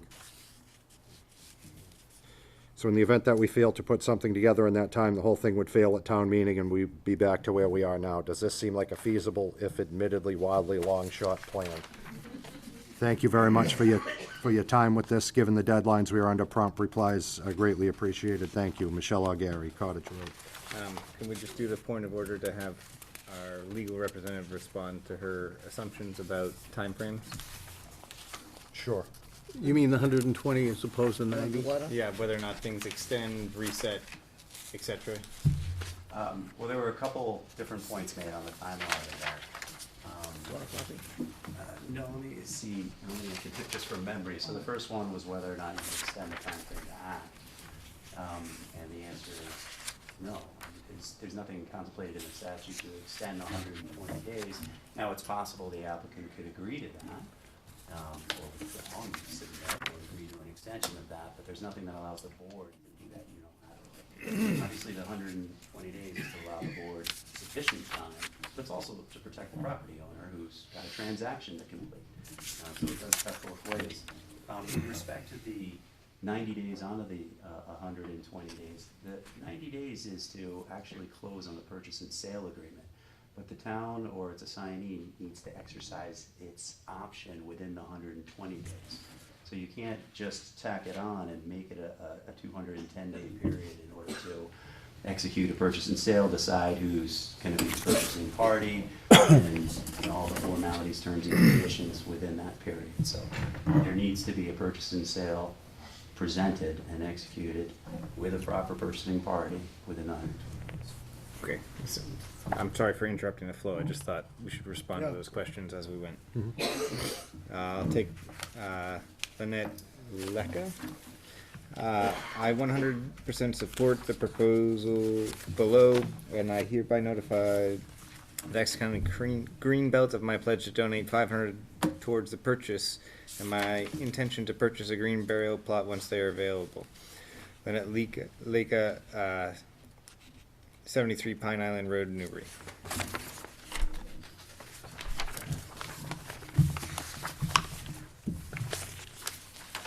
Is there another email actually on that same page? There's from a- Michael Koenig? Oh, no, I that's. think that was a neighbor letter. Okay, yep. Okay, and we have an email from Ruth Noyce on December 15th.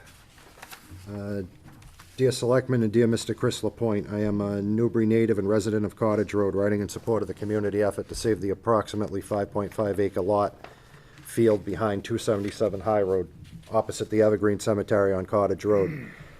I am writing in support of the community effort to form a nonprofit to purchase the land for a green burial ground. I'm prepared to donate funds to this end and purchase a plot once a burial ground is up and running. Ruth S. Noyce. From Bert Noyes, we support the 277 High Road, Cottage Road Green Burial Ground nonprofit plan.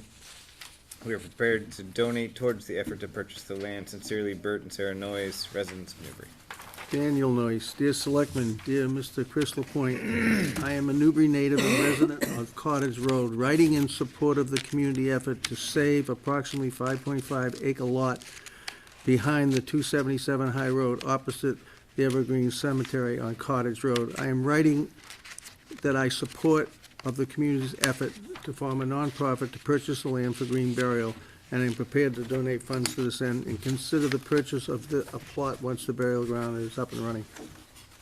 And one from Sarah Wood, Monday, December 16th. We are in favor of the Barton land becoming an extension of the Newbury Cemetery and would be willing to invest in a nonprofit. We are both in our 80s, and this would fit our future needs. Alan and Sarah Wood, 12 Riverfront. One correction or clarification I want to make to the audience is none of the cemeteries in town are municipally owned at this point. They're all privately owned, just so everyone understands that. Sarah Ward again, we are on December 16th, we are very disappointed the town did not reach out to all residents who might be affected by the proposed sale and development of this property. We now understand January 12th, 2020 is the last date when the town or nonprofit can exercise the right to purchase the land. Is there any way this date could be extended to the interested parties to make an offer for the land? One such example is to team up with a citizen contribution and small investment by the town. We feel that the abutter should have been notified by mail. not all of us received the paper as well. Speaking personally, we were involved with medical treatment in Boston and even living there 4 days a week. Thank you, Alan and Sarah Ward, 12 Riverfront, Newbury.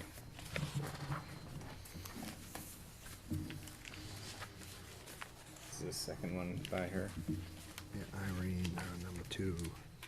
Okay, another email received from Irene Martinock, Monday, December 16th, 2019. Thank you very much for your response, Chief Riley. I know she inquired as to public, as to, Read this.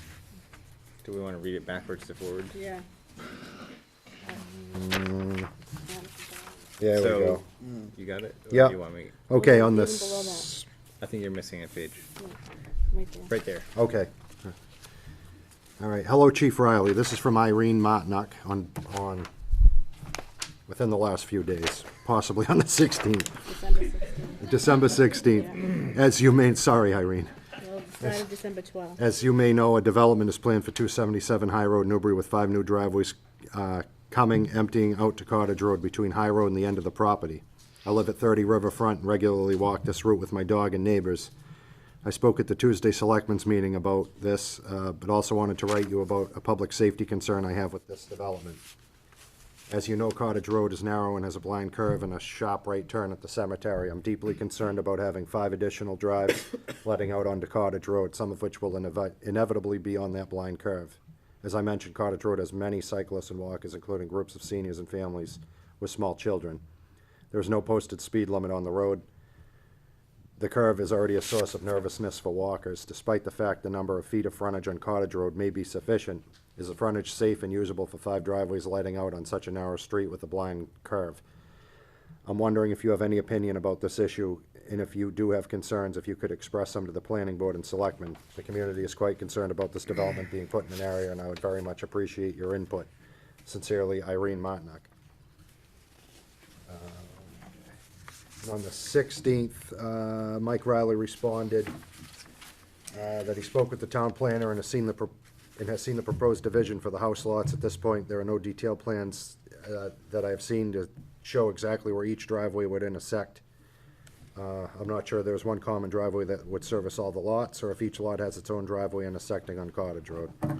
That type of detail would come out before the planning board. I would not feel comfortable speaking in favor or against the subdivision until a formal plan has been presented to the planning board, and both the police and fire departments are given copies of the plans for input.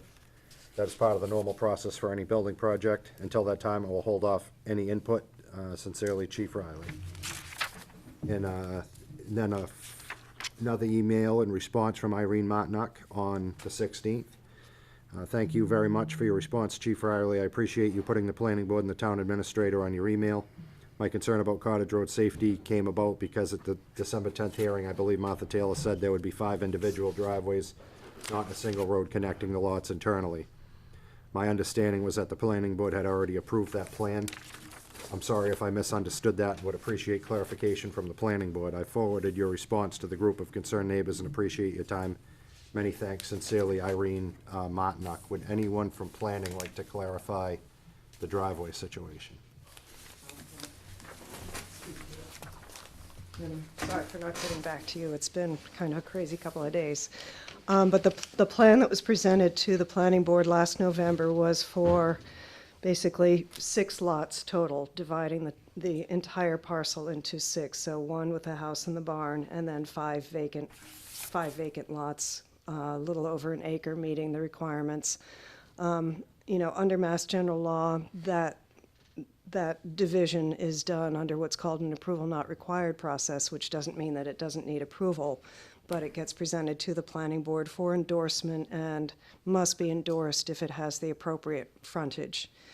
My understanding from the sellers was that this plan was done primarily to try to get a valuation of the land so that they could, when they put it up for sale, they would have some number to base the purchase price on. We have not seen anything from the prospective buyer about doing anything different. It's possible that he might come in and try to do some sort of a subdivision and put another, small road in or something like that, which would come before the planning board. for approval and would get review by, other town departments. But as I said, we haven't seen any proposal for doing something like that. So with the 5 single-family lots that have been developed, basically, the planning board has no further purview over those in terms of where the house will be located or where the driveways would be located. They're all individual lots. So Martha, So- if he was going to put in, it would become a town-approved road and the houses would be on the road? That would be one potential. I mean, if, for example, he was interested in doing like an open space residential Right. development, although on 5 acres, it would be a pretty small one. And, any road that went in, might have waivers with And regard to width. The other house and barn would what, have a common driveway? Haven't even gotten that far. Yep, I yep. mean, he has stated that he's interested in reconfiguring the lot lines to increase the size of the lot that has the house and barn, and then dividing the barn and the house into 2 separate lots, converting the barn into a house, and potentially moving the barn. But we have seen, that's all verbal. We haven't seen anything that would move that forward right now. So I don't know if that answers the question at all, but, So if the planning board has already approved, are the 5 or the 6 individual lots, that there's no mechanism for the planning board to look at this again? not unless something new is presented to the planning board, like either a lot line change or trying to do a subdivision with a small road that might serve new homes. The conundrum is that the chief is saying he's waiting for something to be presented to the planning board before he can issue an opinion about safety, but it sounds like that's not gonna happen. Probably not. I mean, so it's possible, but it's probably not likely. Martha, this isn't point. that kind of, and correct me if I'm wrong, I mean, he's waiting to see if the town assigns, he's not gonna go and engineer the land and do a, and draw up a plan until he knows if he has the property, right? Yeah, I mean, That's kind of how that goes, to answer your question on some of these things. If we had a nonprofit or something and we assigned it to the nonprofit, he doesn't want to go spend 30 grand or something to do the engineering, to set up the houses and everything. No, I understand, but it sounds like there isn't any formal way for the chief to render any kind of an opinion at all. When it's, go ahead, sorry, Martha. So if, I think his response was if there were to be something that was submitted, then that would be submitted to police and fire and everybody for their input. But if it remains 5 single-family lots, there's really not much purview that we have. So it wouldn't be going to him for anything small. Yeah, this is getting into discussion, and I'd like to just return to reading everything we need to get into the record first. We are, just to add, we are looking into the concerns about driveways, whether there are any state statutes, and Brian, you may know if there are any requirements for offsets from the intersections or from the curve, because I've walked that area with my dog many, many, many times, and I'm very familiar with the curve and the issues there, and, the safety concerns. And certainly, if there was any opportunity to talk to the developer, even if he goes forward with 5 single-family homes, to try to encourage, even though the planning board they can't condition an A&R plan, to at least encourage the possibility of being mindful where any driveways may go. So I don't know if that helps at all. A letter from Carrie and Nathan Gray. Dear Newbury Selectmen, I am writing to express my grave concern over the possible plan to develop 277 High Road's agricultural land that has been continuously farmed by the same family since the 1600s and serves as a wildlife corridor connecting conservation land on Old Town Hill to the Great Marsh, as well as the field behind it, which is on the road my family and I dwell. We purchased this property in the spring of 2018 specifically to enjoy and work to maintain the conservation areas, as well as work to regenerate green space and marshland water sources in our area. We felt proud to call Newbury our new home and thought the town did a great job protecting green spaces so vital to our existence that are in continuous peril around the globe. To find, as we settle in and plant our gardens for our food and to teach others how to utilize our natural resources, that the historic farming property dating back to the 1600s on the corner, as well as the land and field within that property's trust, that is occupied by much wildlife and protects us from the road exhaust and runoff. Many of us have shallow wells in this area and use our gardens for food. Could possibly be sold to a developer who would eliminate vitally needed green space land and contaminate the area with tremendous amounts of toxins from the diesel vehicles running during the building phase, the building materials, and the damage to the ecosystem, etc., etc. It is beyond my comprehension. I find it hard to believe I am in need of writing to you for protection and assistance in this type of matter, as we are located on a delicate marsh and conservation area that is vital to numerous people, creatures, and our very livelihoods. It is costly to destroy an ecosystem, as we know already too late. Some of our neighbors have worked very hard to find a solution both beneficial to our neighborhood and entire ecosystem in the area and beyond the city itself by preserving and maintaining the field that is left after the sale of the part of the land. We strongly support the proposal to purchase the field behind 77 High Road for use as a green cemetery. Thank you very much for your consideration of the proposal, and we look forward to doing all we can to help make this a reality. Kindest regards, Carrie and Nathan Gray, 21 Cottage Road.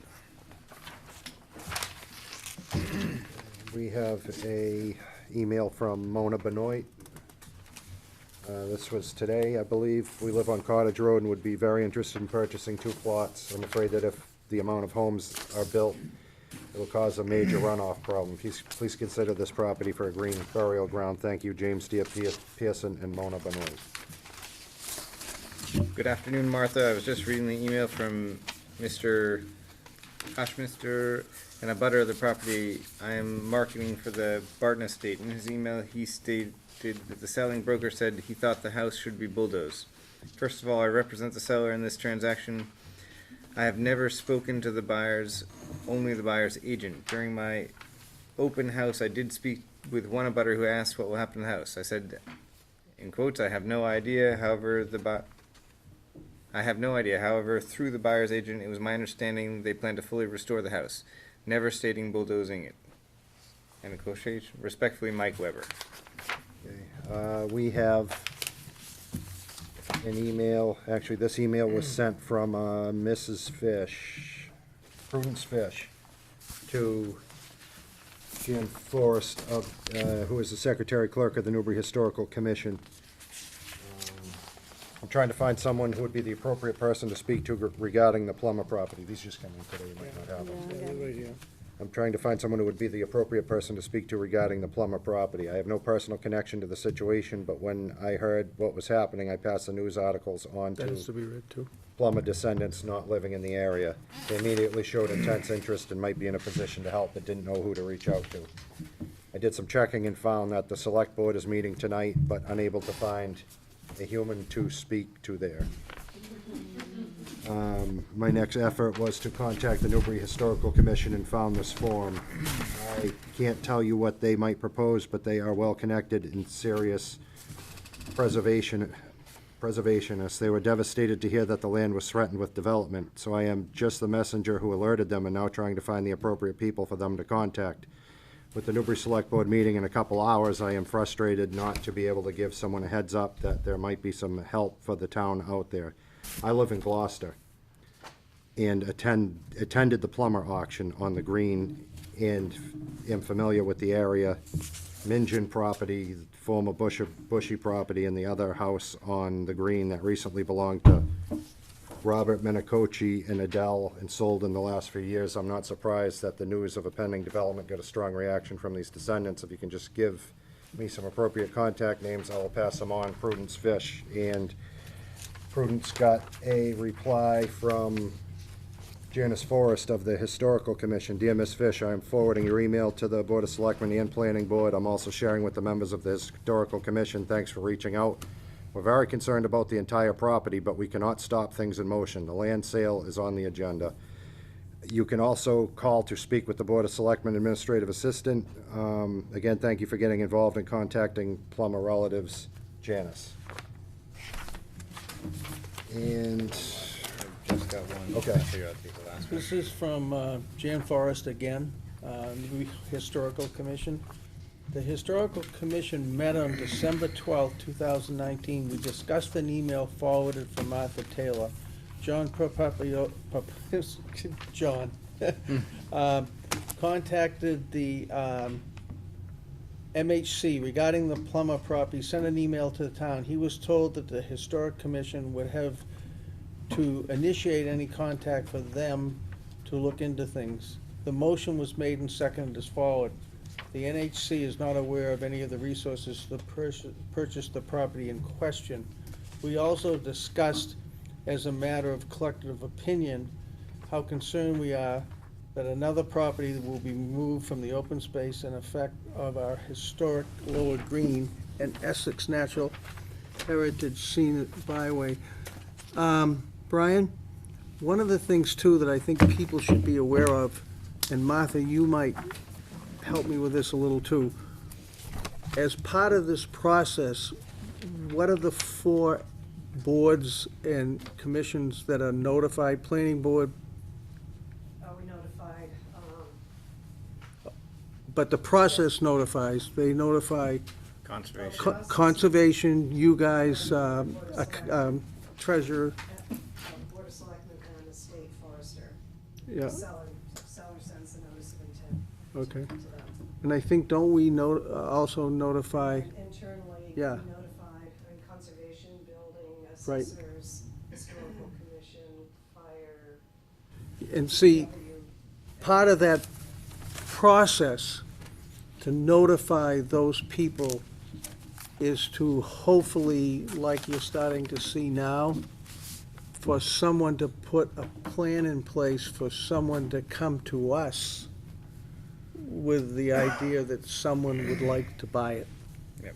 Because we're kind of just the end product. We're not the people that go out and get the responses. We're just kind of the end agent man.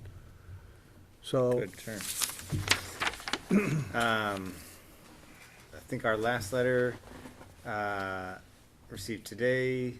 Lads at Ladies found a flyer in my USPS box last evening regarding the Barton family land sale. Need your help to understand this debate. And as I see it, column in the works. Cottage Road, an avenue in Old Town, clearly eclectic in its makeup, and avenue to 5.5 acres and acres. The potential, 1, provide a conservation cemetery parcel, a town treasury possibly outlay of circa $1.65 million, or 2, a private sale to the developer planning 5 to 7 luxury homes domiciles for new residents of Newbury. One of the clarion messages throughout the Morgan Ave imbroglio has been the perception of the limited growth of our town's membership. Seems to this 46-year-old resident of Newbury that 5 to 7 new families, each able to afford luxury homes, perhaps a very good and just use of the land. The new residents, perhaps remarkable families, the future leadership of our remarkable historic village. Seems it comes down to the classic grapple between matters future versus past. My sense is that an investment in the new Newbury families, the more apt choice. Hope to make it to the 1740. Oh, sorry, he was military time, 5:45 meeting. Thoughts, John? So is that it? that's our last letter. 1745. I thought he was going back for a date. okay, now, we will continue to invite public comment. If there's anyone that wants to speak, raise your hand. Please come up to the microphone, state your name and address. Come on up. My name's Michelle Algieri. I live at 30 Cottage Road. And I'm not feeling well at all, so if I seem serious, it's because this is a terrible situation. I was so young and innocent when I sent you that email previously. I've learned a lot about Chapter 61A in the last 6 days. And, oh, sure, sorry. So I've learned a lot about Chapter 61A. I've learned a lot about how land trusts are assigned property and how much money they need in hand when that assignment happens. I've learned that there's this fantastic resource out there that was put together by the Mount Grace Land Conservation Trust. It's a booklet called Conservation and Land Use Planning under Massachusetts Chapter 61 Laws. And it talks about this, it spells out this timeline that towns can do from the day that that 120 days starts to organize people to look at the different impacts that the sale is going to have on the land and talk to different conservation agencies and do all of this stuff. And we basically blew all of that. We didn't do any of that. And by we, I mean everybody in the town. I will spend the rest of my life regretting that I did not do this sooner. I was too late. We were all too late. We were also all too late when we didn't pass a Community Preservation Act. We were also all too late when we didn't start a Newberry Conservation Fund that people could contribute for emergency situations like that. We were all really too late. So here we are again with another historic property with a lot of land attached to it, and we are reacting in a week's time to try and stop it from happening. And that's on us. That's on us for not having been more on the ball. That's how these things are allowed to happen, because the people that make them happen count on us, not knowing what 61A is and not knowing what the land trust does and how much time they need and what's a reasonable amount of money to raise and all of that. So I just start with that. So I have tried to get Greenbelt to work as a fiscal sponsor for this project. I have tried to find angel donors that would leap in and provide some money.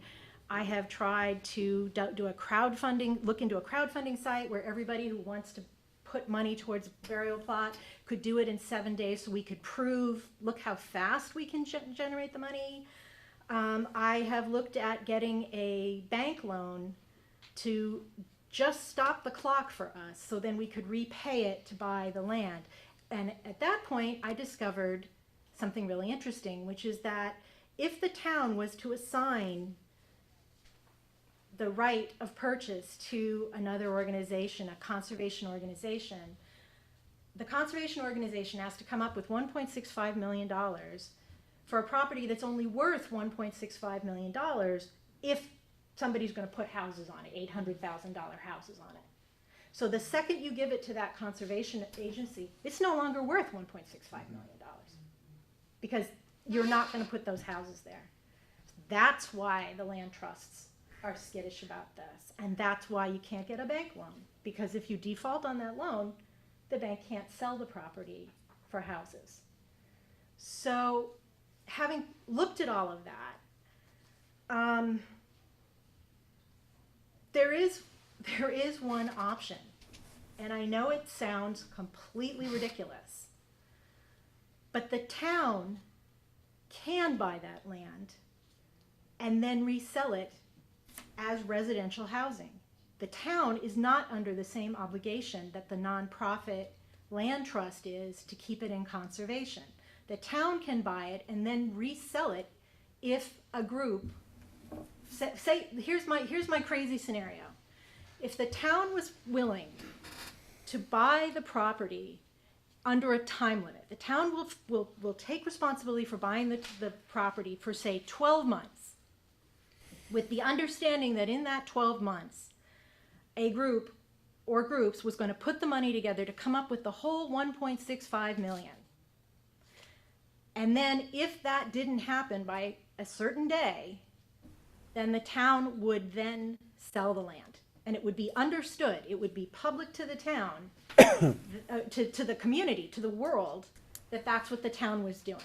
So the town would have to come up with the money to buy the land, but only for a short time. And I know you're going to say, oh, but then we're stuck with this land. What if we can't sell it? Well, I'm gonna guess, since it is 5 housing lots that have this no restriction on it, I'm guessing the town could sell the land. The other thing the town could do is buy the land and then take a chunk of it and put houses on it. And in fact, because we're in the Cottage Road overlay, they could put 2 houses on 1 half-acre lot, I believe. I may be wrong on that, but the point is, the town could put 2 houses on part of that land and put the rest of it in conservation, or let us do a green burial ground. It could do that. I know it's crazy to go to have a town meeting and say, we want to buy this land, it's $1.65 million. But the thing is, if we do that, what's the harm? Like, the town meeting laughs us all out, and then we're back where we started. Or we say we're going to create a contract with a group that is going to be formed to buy this land, who has all of these people already standing in line to donate money to it, and has some donors that we are talking to bigger donors. It's just we've had 6 days. So I believe in my bones, and I live three lots down from this property. I drive by it twice a day, and I walk through it, and I go by it.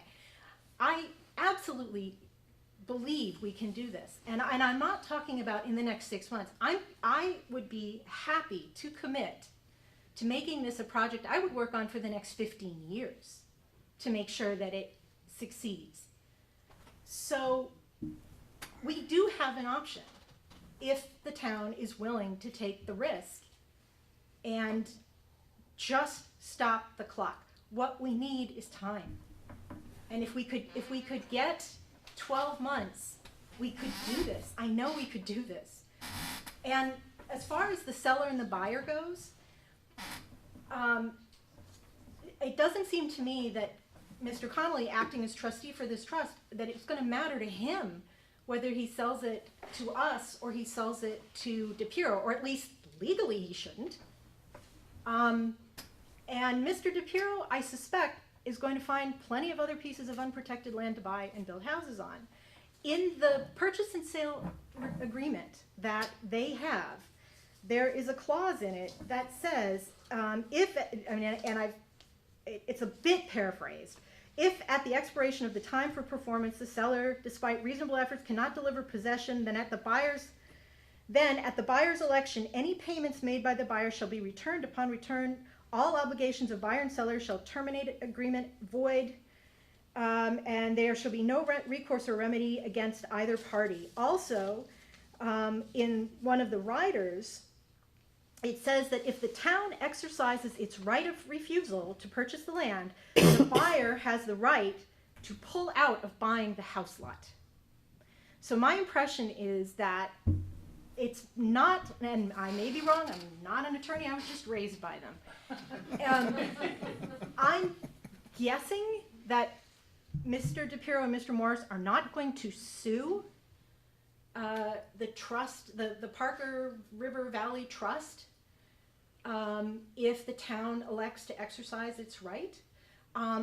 The Parker River Valley Trust, if they really wanted to, they also could extend our time to come to a decision at this. It would be up to them. The town has no right to ask for an extension. I mean, the town has no right to force an extension, but the town could actually ask for an extension, and the seller would have the right to say yes or no.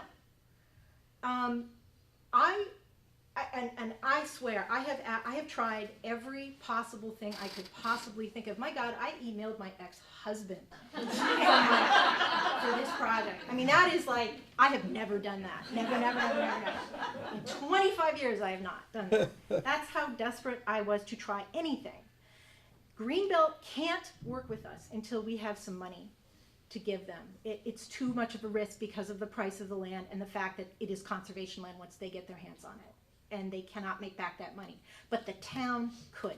The town could buy it and then give us some time, if we fail to come up with the money, to pay the town back entirely. I'm not saying the town would have to, although if the town wanted to donate some money for it, that would be fabulous. But the town could buy it, let us come up with the money, and if it doesn't happen, they can turn around and sell those lots for fair market value. The town owns property that it sells all the time. So that is a possibility, and I know I'm taking up too much time. Please, this is the only chance we get to not put houses on this property and to not lose what is there. If we don't do it now, it will never happen. All we're risking is that we may get laughed at a town meeting. It just may not happen. That's the worst that could happen. I shouldn't say that out loud, but I just don't think it's that much of a risk for us to take. It isn't done, it's not the normal way, but we can do it. The law doesn't say that we have to let this go. We just have to be creative about it. And the one last thing I will say, if I have not convinced you and you decide that the town will waive its right to this property, I would strongly encourage you to file a limited waiver with the registry that waives the town right to purchase under the very specific terms of existing agreement, which means that if the trustees and the buyers change that agreement in any way, it triggers the 120 days again. So if you're going to waive your rights, only do it in a limited way, but I sincerely hope you will consider putting this to the town to buy on a temporary basis. And that's all I have to say. Could I have one question? Sure, Not for you as much as, and Brian, I'm putting you on the line here because I don't really know the answer. Martha might. That would be 2/3 of town meeting. Do we then have to go to a ballot? Because, I mean, we probably aren't gonna take that out of free cash. We're gonna have to go for an override. I mean, how is that, I mean, anyone got a clarification of if that was something that we could do, how would we do it? Because that's gonna temper how we do it. Are you getting the same blank look I'm getting in my mind? Yeah. Because I don't know, and Brian, it's a hard question for you, but when you're talking about stuff like that, I mean, we're a AAA rated bond community. We don't have $1.5 million in our back pocket. Right. We're gonna go out to bond maybe something like that if we have to meet that price. And then, does that mean just 2/3 at town meeting, or does it have to go on the ballot too? And not if it's not an override. If you're just borrowing, it's straight up borrowing, and if it's within your levy limit. I don't know if anyone's done the financial research. Well, that's what sheet, levy but the capacity answer is a big deal, yep. I haven't seen any of the workups or data on Hard question, what yep. feasible financial means might even be available to the town. So I couldn't even guess at this point. But it wouldn't have to go to the ballot unless it was an override question. If it were straightforward borrowing and it didn't trigger your levy limit, then it would just simply be 2/3. If there was other sources available, cash, et cetera, there may be other ways to structure it, but that's all 100% speculative without someone actually sitting down and seeing what the possibilities actually would be.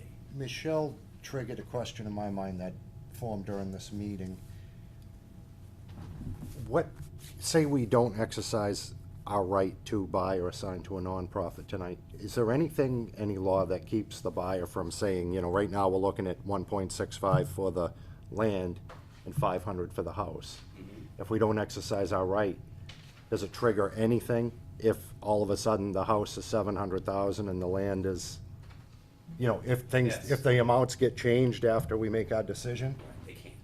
They So can't do with that. respect to the chapter land property, there's a specific provision in 61A14 that says no sale shall be consummated upon different terms. So you heard a reference So by kind the of speaker what to she's sort of a speaking limited to. waiver. Right. What that really means is just calling out what the statute already says. So if you were to file a waiver, you can explicitly put in that statement of waiver, that notice of waiver, sort of a reference to that provision of the statute, and that's what the limited nature means, but it's right there. But we would have to put it in.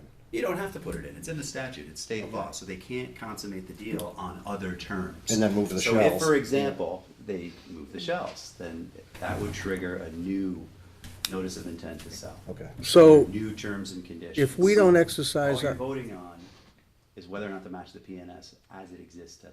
Okay. They reach other terms, triggers another right. so if we don't do anything, we don't exercise our right, there's still 120 days? No. No. Or how much have we used, how much have we used up? Almost all of it. January We have 9th. 14 January days 9th. left. Basically, if the, Left. if, I got you. Yeah. if the terms of the bona fide offer change, it would trigger another 120 days. So can I have a clarifying question, Sure. I guess.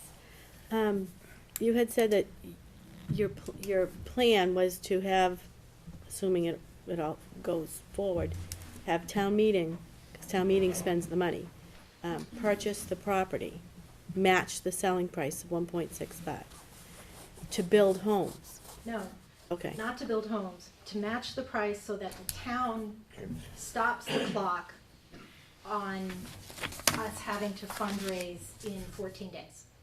So he's over That the, if the town buys the land, and for instance, went to the town meeting, said the town is going to buy this land in order to give a nonprofit that is raising the funds to keep this land preserved, to preserve the land and possibly, I can't speak to that, but possibly to preserve the Plummer homestead because the buyer is going to have problems doing with that property what he wants to do with it if the town buys the land behind it because he needs a chunk of the 61A land to get his 2 house lots. I don't know if he'll continue to do it with just the 1 house lot. I can't speak to that, but if we went to town meeting and said the town is going to purchase this property in order for this fundraising to occur for 12 months, if that has not if that is unsuccessful in 12 months, we will put this property on the market, back on the regular free market. And I'm saying that the town can take advantage of the collateral of the value of that land as developing land, developable land. It's not an empty house on Plum Island. It's a, full frontage, what you said, restriction, no restriction house lots. So it will continue, it will still have value. If the world still exists at the end of 2020, that land will have value. It will continue to have value. It will still be able to be sold. So the town's risk in terms of it's 1.65 million we're never going to see ever again is not true. It's a risk, anything is a risk, but it's not can the town come up with $1.65 million for a piece of conservation land? It's can the town cover the cost while the Plummer family and the Green Burial people and the neighbors and everybody puts together the funds to buy the property. Okay. So that's my pitch. Okay. And I will also say with it, I still also believe because we have options for that property that would involve people buying plots on it, it will make back that money. The people buying that land will get reimbursed. It may take a really long time, and there may never be a profit. But it's not just buying conservation land that then never has any income generating component to it. So you want that if the town purchases the property for 1.65 million, and let's just say you can, Get the money. let's just say you can raise the money, then you want the town to Sell sell it to that to nonprofit that agency. nonprofit. Right, as if they were turning it over 14 days from now to a conservation group already. Do you see what I'm saying? I think so. With 61A, the town can either buy the land outright or they can assign their option to a nonprofit to buy the land. Correct. Right now, we don't have the money for a nonprofit to do that. But if the town can buy the land, the town has the right to resell it for residential use, meaning at the 1.65 million price tag that's been attached to it. A land trust can't do that. So it buys us time to put together the money so that either Greenbelt says, okay, now you guys have the money, we're not taking such a huge risk on the 1.65 million, or we create our own group And so you would donate the property, once it's purchased from the town, you would donate the land to something like Essex County Green Belt? Wouldn't necessarily donate it, might have them, if we weren't already in chapter 501c3, I would have them sponsor us so that we can do the fundraising as a nonprofit, so people can get a tax deduction for their donations. But what I'm saying is that land would be in conservation in Newbury, administered by a nonprofit. So.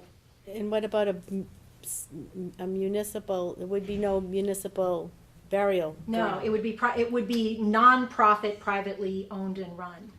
And these burials, by the way, they exist. They're out. There's a Conservation Burial Alliance that lists all these different places all over the country. There are models out there. And the Massachusetts state regulations, there's nothing about green burial. It is completely clean slate. There are no regulations. There's no model because none exists in the state yet. Okay, I just wasn't, I was So- unclear whether or not you wanted the town to take over a municipal cemetery as well. All Okay. I want is for the town to Buy in time. buy the land, to buy us the time for 12 months, and then we would buy it, or then it fails and it gets sold.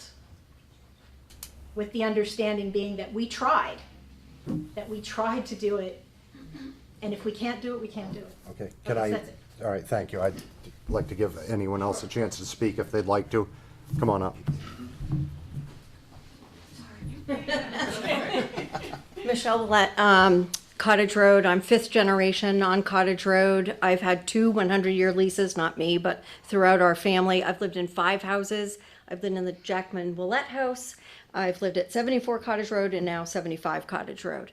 The Barton family, Mary Barton and Robert Barton, were very generous. Those of you that had leases way back when that purchased your property, purchased it at the assessed value. I was one of the last ones to purchase. I just wasn't old enough at the time. Now I'm too old. Which was very generous at the time. I'm a bit disappointed in the trustee of the property not offering it to the town at that assessed value. I don't know legally if it can be done now that there's a P&S with that situation. Which is unfortunate. Those of us, I have the same concerns that others do. I've had 3 septic systems in my lifetime and 3 wells. I just paid $40,000 for a new well and $65,000 for a septic system like years ago.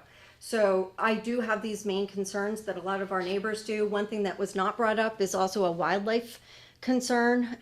3 nights ago, there were 6 deer bed on that property. There was fox from your property that nested that went across the street. I have photos of owls in that property. So I honestly think it would be a shame. I fully support Michelle's proposal and those that have concurred with the letter, but I'm very disappointed in the trustee of this administration. My understanding when they had the auction that the proceeds were to go to charity. I really feel badly for the town because it should be going for the assessed value, not $1.6 million. And I will write to the Conleys and express that because I was in many meetings with them, and I know that those of us on Cottage Road and Riverfront are very disappointed in this. Thank you. Thank you.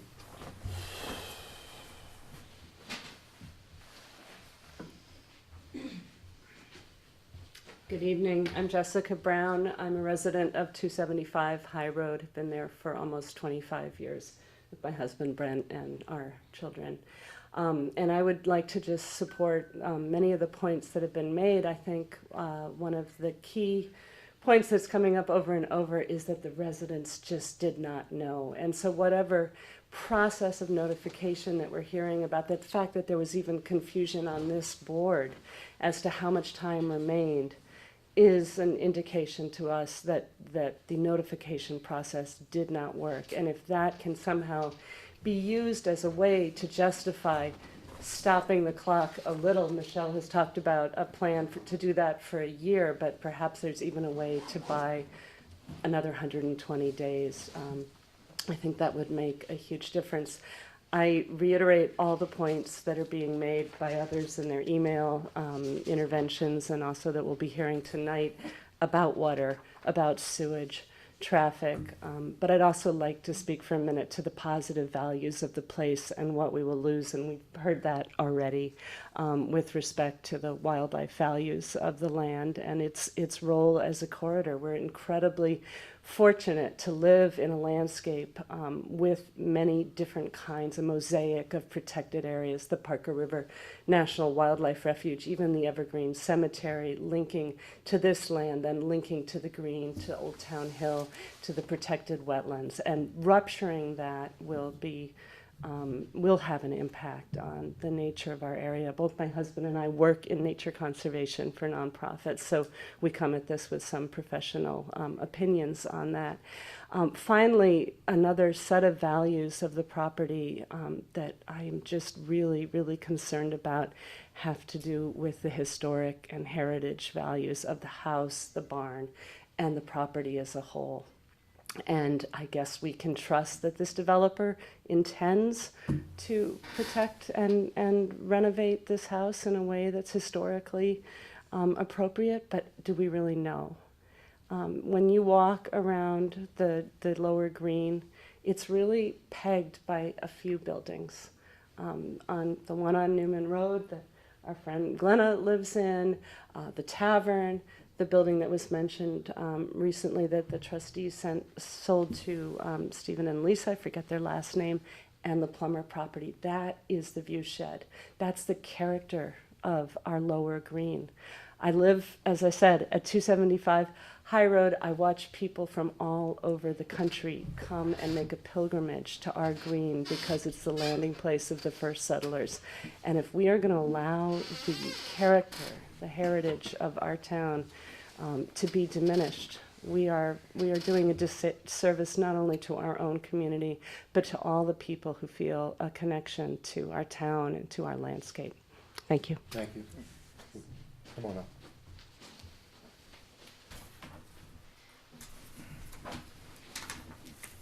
Hello, I'm Susan Murphy. I'm an attorney for Parker River Realty Trust. I just wanted to respond because I think that there may be misunderstanding of what the legal obligations of a trustee are. As I stated at the last meeting, and I know everyone wasn't here, this isn't, if I own the land, and I was going to sell it after 61A, I could give it away to the town. I could sell it for $1. I could sell it assessed value. As a fiduciary, as a trustee, what he is required by law to do is to follow the directives in the trust. The trust was not created by him. It was dictated by the family members. And he is required by law, in the interest of the beneficiaries who will now get it, now that the family members have passed, to sell the land at the highest value. And he's doing that, and he's not offering it to the town at some lower value because he's greedy or he doesn't care or that there's any malintent. He's doing what he's legally obligated to do as a trustee, and I think it was just important for me as the legal representative of the trustee to make sure that people understand what that motivation is. There was also a comment of, people don't want the towns to know what the process could be to buy it. And again, as I stated at the last meeting, the trust has always said, this is what I have to do, I'm legally obligated to do, but if the town, can buy it, then the town is welcome to it. It's been well known that this land was out there and it would go for sale. There was never an attempt to keep it from the town. So just as his representative, I just want to make sure that his role and his legal obligations and his intentions are adequately reflected on the record. Thank you. Any other comments from the audience? Oh, behind you, Mr. Pappas, I'll take you after. Try to stay in order. Good. Hi, my name's Glenna Etheridge. I live on Newman Road, 6 Newman Road, and Our house is right on the green and so directly, diagonally across from the Barton house. We've lived there we've had the house for 11 years now. I really liked Michelle's idea, and I hope that you all will really consider that, essentially giving us a window of a year or something to whatever is appropriate to try and raise the money to keep the property as it is without being developed. And I just wanted to say that we have form. We've done it before. There was, I don't know how much you all are familiar with this, but there was a bit of land that was across from the other side of the green from the Barton estate that was up for sale and was going to be developed. And a group of us raised, this was for 1 acre of land. We raised $500,000, the most expensive acre of land around, in order to save it. And we did it with, in conjunction with Greenbelt, and they now maintain it and manage it. So the town, we care about the land around in that area, and we will do our best to try and, if we have a chance, to try and raise the money to keep it as it is. Thank you. JR, just, John, before you get up, I mean, I think the difference was too for that, and I was pretty involved because that was significant for our town, is Dr. Hamani was willing. Which brings to my mind, if anything comes out of this tonight, we certainly could ask John Connolly for an extension from the board. But, you know, otherwise, Brian will probably at the end of this give us what our options are, and there are not a lot of them. So, John, sorry. John Protaps, I just want to say, Michelle, great work. One other benefit, and it's the worst of the benefits, but if Michelle's plans does to go forward, and at the end the town has to sell it, at least maybe we'll have some sort of say what goes on there. Because to me, as horrifying as this is, the fact that we have no control over it is even more so. So with Michelle's plan, at least at the end, the town will say, okay, we gotta sell it, you guys didn't come up with your money, we're gonna sell it, but we can sell it in terms of keeping the scale of the houses in character with Cottage Road. Yeah. Thank you. And Mr. Walker, I really appreciate your last comments there. Yeah, if the board can, you know, a letter to the owner now, the fiduciary, if that helps, I mean, it doesn't hurt. You never know. Right. You don't know exactly. Thank you. Thank you. Come on up.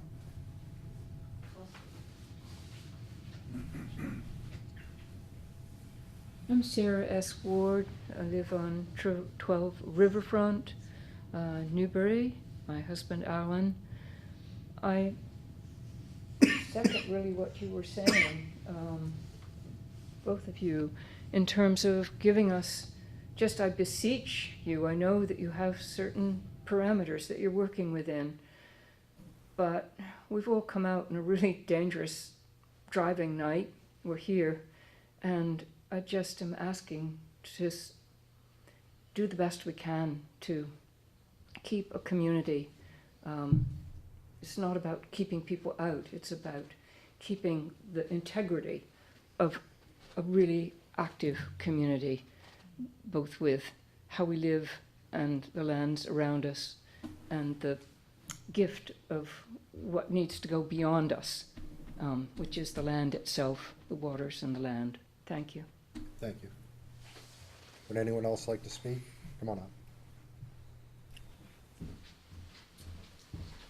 Nita Tanis, 9 Ralph Lane. I'm not in a butter, but I do have a very large DPRO development at the Balmer Road that it became a gated community, which before we knew all our neighbors, I found that actually astounding. And the scale of the houses just blew away the whole street, in many of our opinions.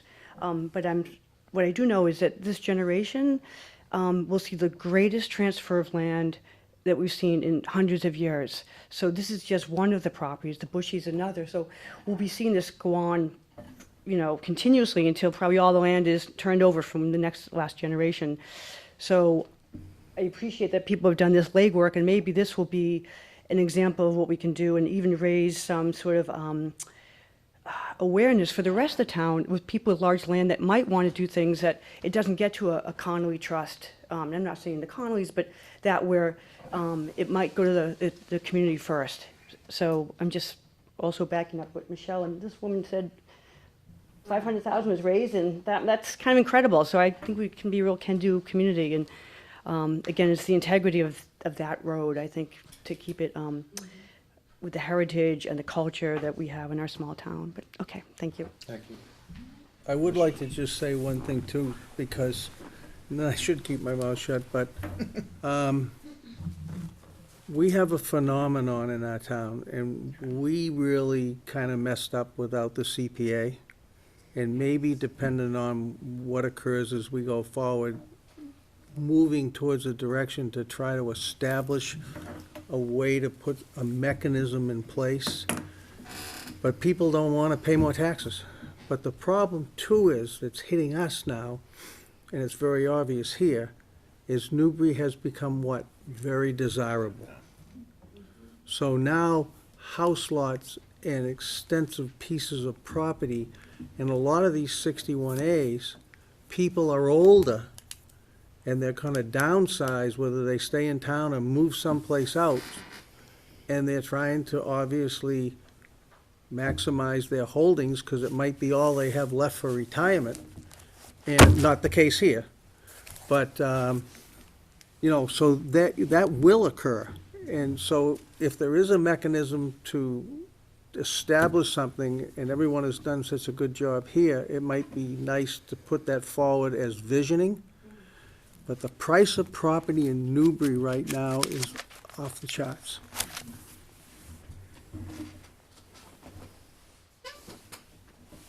Come on up, sir.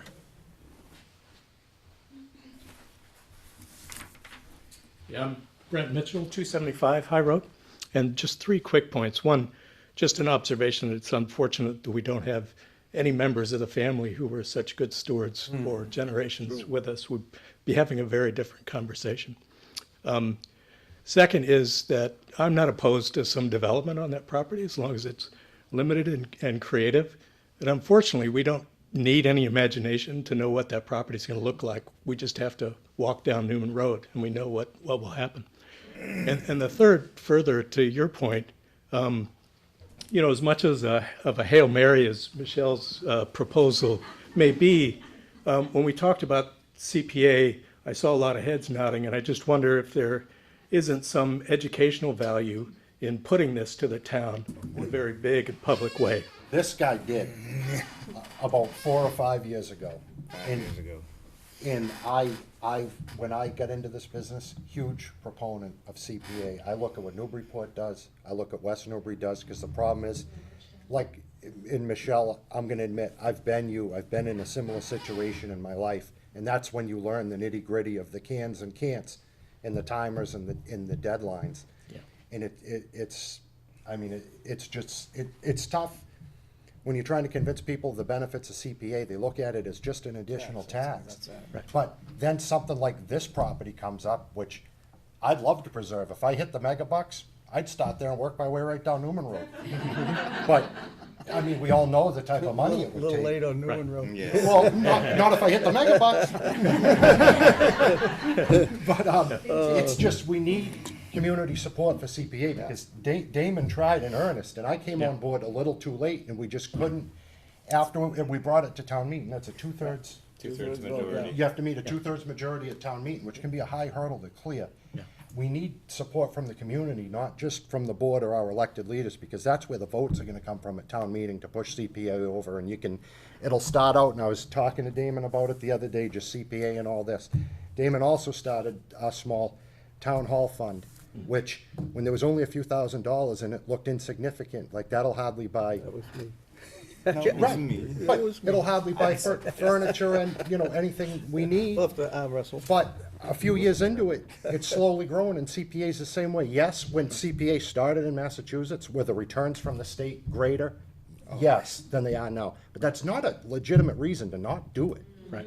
And the problem is, we all react. I mean, just like you guys, I've been in your seat where you go, oh my God, I have to do something, but I can't do it alone. You're under a timer, like, I so get it, but we need the tools to combat a situation like this. Without them, it's so tough. And I want to speak to what Jeff said, because he is spot on.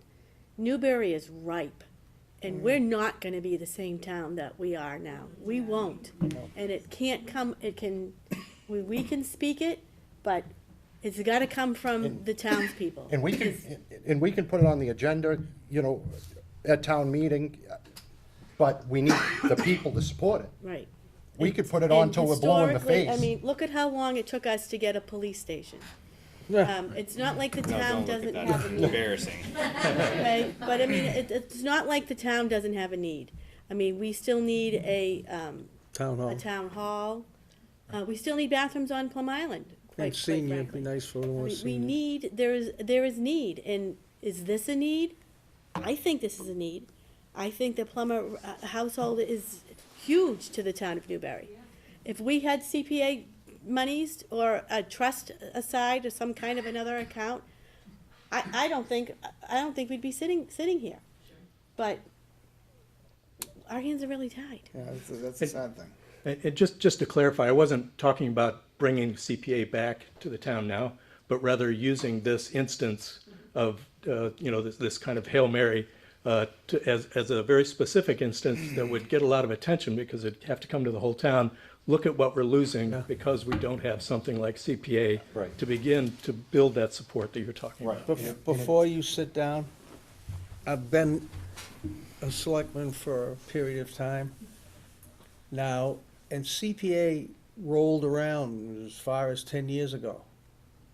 And what happened to CPA was whatever committees or whatever people were gonna be in charge of spending the taxable money that CPA would be 100% at that time matched, they didn't trust anyone to do it. And that's what happened to CPA 10 or 11 years ago. So, It's a shame. It's a real shame. and I was horrified. I've been dreading this hearing more than I've dreaded anything doing this in quite some time, and there's some dreadful things to deal with. Yeah. This one's one of the worst. Michelle. First, I had a quick thought with the CPA thing, which is we really ought to approach it like the mafia. We ought to go to the neighborhoods that have valuable properties that need protecting and talk to those neighbors ahead of time and say, wow, this is a really nice historical property you have in your neighborhood. It'd be really too bad if something happened to it. You might want to vote for CPA. I'm serious. You know, let people visualize what will happen if they don't support this. I hear you. In my experience, it takes people who have been directly affected, Yep. like the people in this It does. room, It to does. care. I wish this was the first time I've been through this, but it isn't. In other communities, I've been through this before.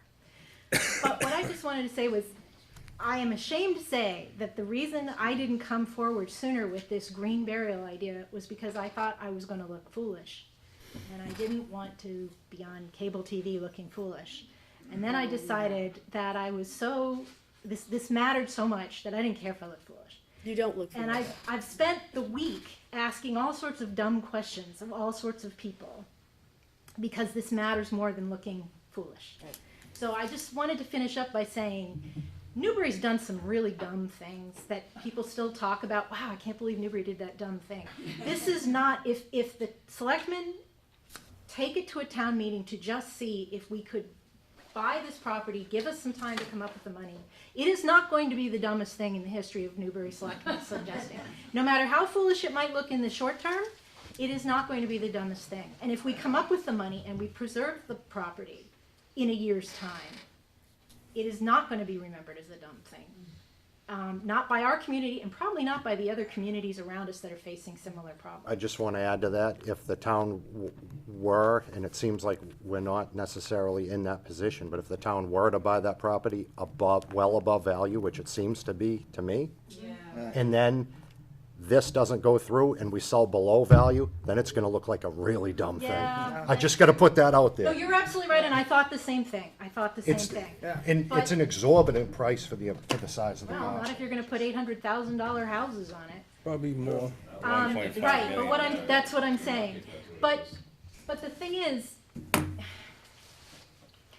we can come up with some money. I mean, I know we can come up with some money. It's not going to be like the town doesn't get anything. I know it's a long shot. I know it's a crazy thing to ask. It's all we've got left. It's really all we've got left. I Well, understand. you brought it to us, Yeah, and we'll talk about it. yeah. And again, it has to go to a town meeting. They can say this is ridiculous. We're not doing it, and we're back where we started. I mean, maybe we could even say town's going to buy it, and we'll give.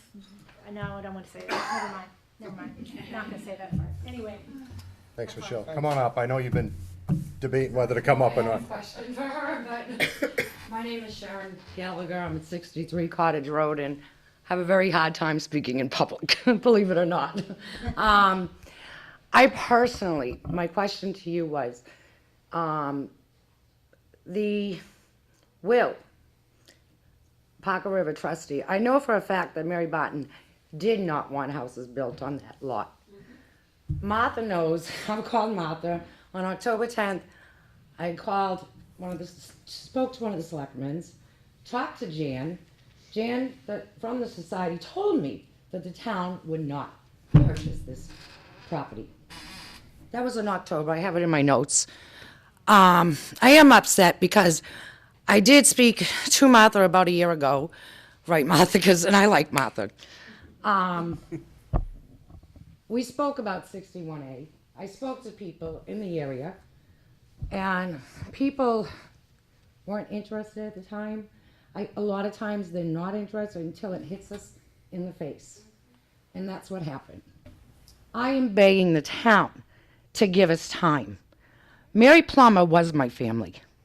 Mary Plummer absolutely told me she was a proud woman, very proud, very astute, and very proper with her language, would never use the F word.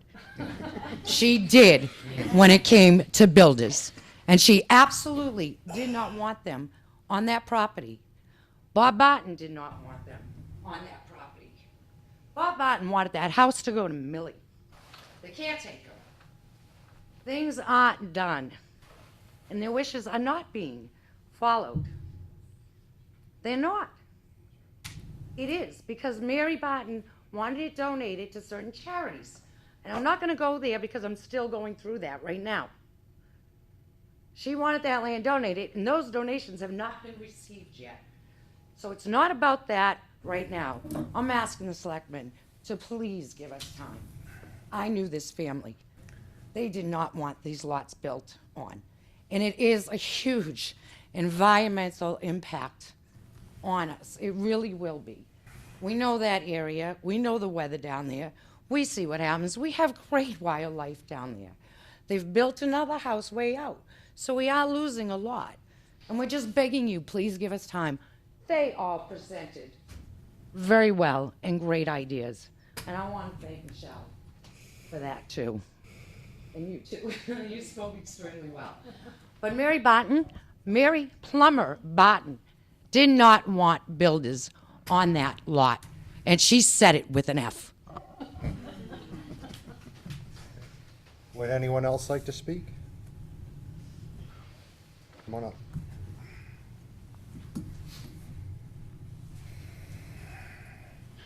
Hi, my name is Michael Eduardo of 45 Cottage Road. I didn't imagine that I would be speaking tonight. Like Sue, I don't like speaking in public very much either. But anyway, I've heard some really good things, and I have been concerned about the development at the top of our street, specifically because since I've lived in Newbury, one of the things that has struck me about the layout of the lay of the land are those houses on Newman Road across the way. They just don't fit in, and as we heard in the emails, there was one respondent who wanted to put it in the way of new versus old, and I don't think that that's exactly appropriate to characterize the discussion that way. We have a community, we have a communal identity that we'd like to keep in sync with, and the board does have a point, though. It is up to us, and at the time we're at now with maybe 20 days left, not great. Your plan, Michelle, was characterized maybe quite well as a Hail Mary, but it's still a valid argument. And I would like to just end my comment with a question to, are you the town council, sir? With a question for you. Yo! It's my first meeting here, first time participating in local government actually at all, but Welcome. thank you. I'd just like to pose the question to you that if the town were to opt and elect their rights under this chapter to buy the property themselves, would that then negate the need for Michelle's proposed entity to be a nonprofit at all? Could they sell it to a private person at that point? And even I make that point to say that perhaps that would take some of the burden off of you of trying to get a 501c3, which is a whole other process. So anyway, I'll leave with that. Thank you. Thank you. Go ahead, Brian. Any other comments before we? Oh, Questions? No. Okay. okay. Do you want to add anything? No, not at this time, unless you have any questions for me. Any other public comment before we close that and deliberate? So, seeing, come on up. Just a quick question, can you explain what your process is? I don't know how this works. Do you vote now in front of us, or do you go away and vote? No, it's a public meeting. Okay, so you'll be voting In now? front of you. Correct. We do everything in public. Okay, thank you. We're gonna talk about it first in public. Okay. Now I'm closing public comment. I would entertain comments from the board. Questions, discussion. Where do we start? I think legally, could we do it? I don't even know if legally we can do it. Well, that was the question I kind of asked Brian. It's a good question. If it's legal, how would you do it? How would you do it within the time frames? And is it a 2/3, and does it need to go to the ballot? Right. I mean, it's like yikes. I certainly think if we let the clock run tonight, that we would exercise the ability to write a letter to John Conley, Yeah, Jim Conley. yeah. you know, try and to ask extend for an some time. extension. So, I mean, I think the work that's been done by everyone, the creativity that's gone into it, the recognition of the CPA, I think that's all great. Looking at our finances, I don't think the town can afford to spend $1.65 million. We out of our available funds, we can't do it.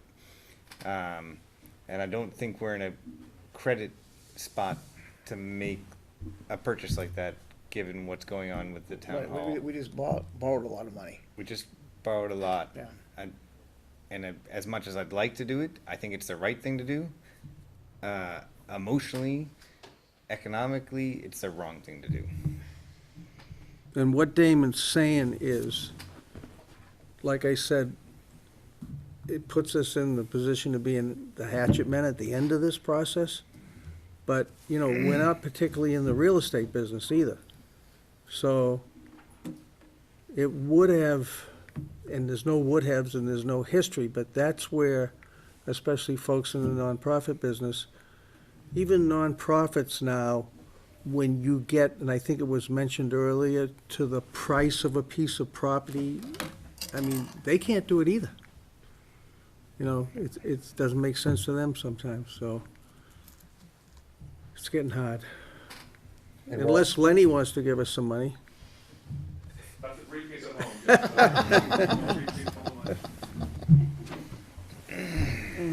It's No-win situation.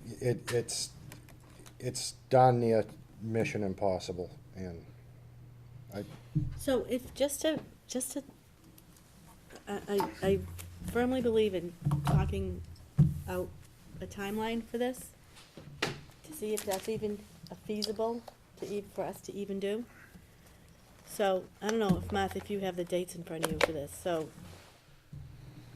do you remember what the date was when it first? 1/9/20. I remember we came in September, I think it was when we set this public hearing, right?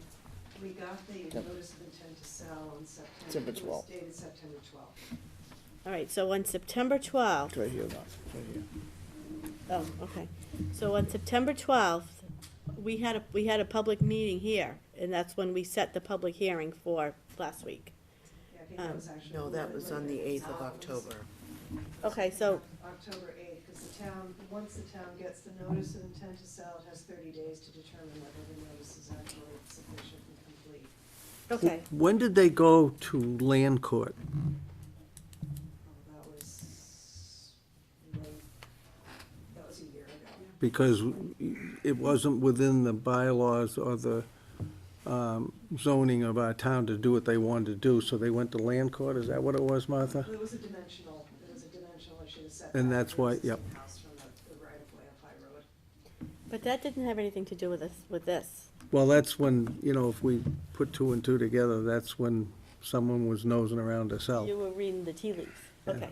So on 9/12 was when the town was first notified. We set the public hearing on October 8th. October 8th. So we set the public hearing for December 10th. And now we're at 12/17.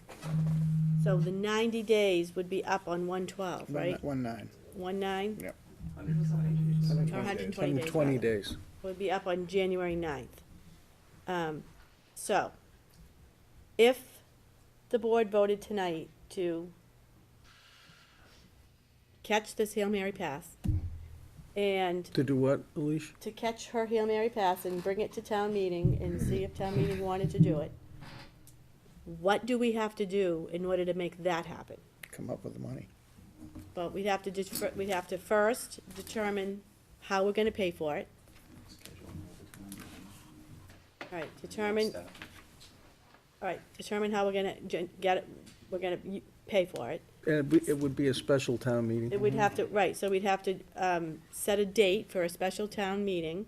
Come up with a warrant article. We'd have to come up with a warrant article, so how Have many a weeks? Selectmen's hearing, vote that. And that has to be approved at the state level as well. That has to go to the state to do it. So we'd have to schedule another meeting to get the warrant article to come up. And then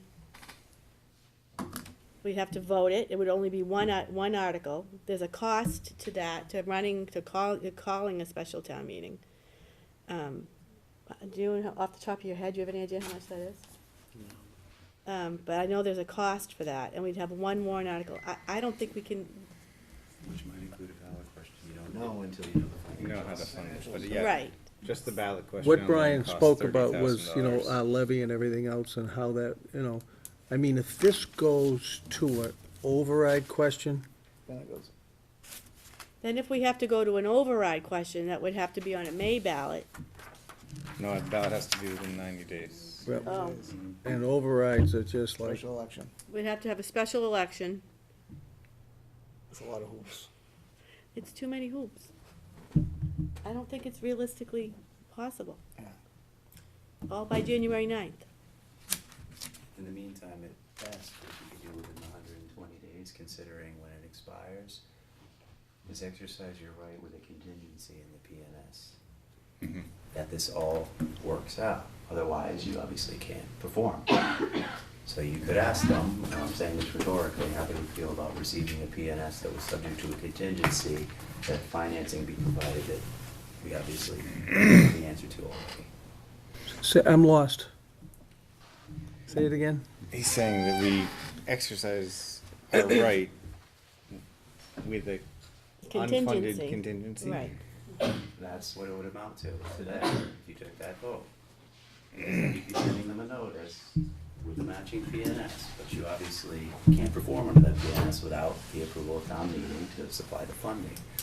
So I'm saying this rhetorically, you can ask them But you're almost like asking them for an extension. how they would feel about receiving that Yeah. PNS, subject to a contingency that there's no financing in place. I think if we're going to ask for any sort of extension, it would just have to be a goodwill extension of our 120 days. Yeah. Another 90 days or something. Yeah, and I think that's actually the way to go. I think we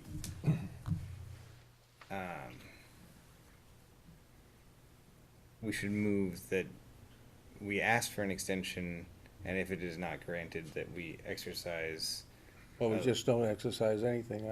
Our limited right of, our not exercise our limited right. If they're The not willing to clock give runs us out. any time on it, I think we are against the wall. Right.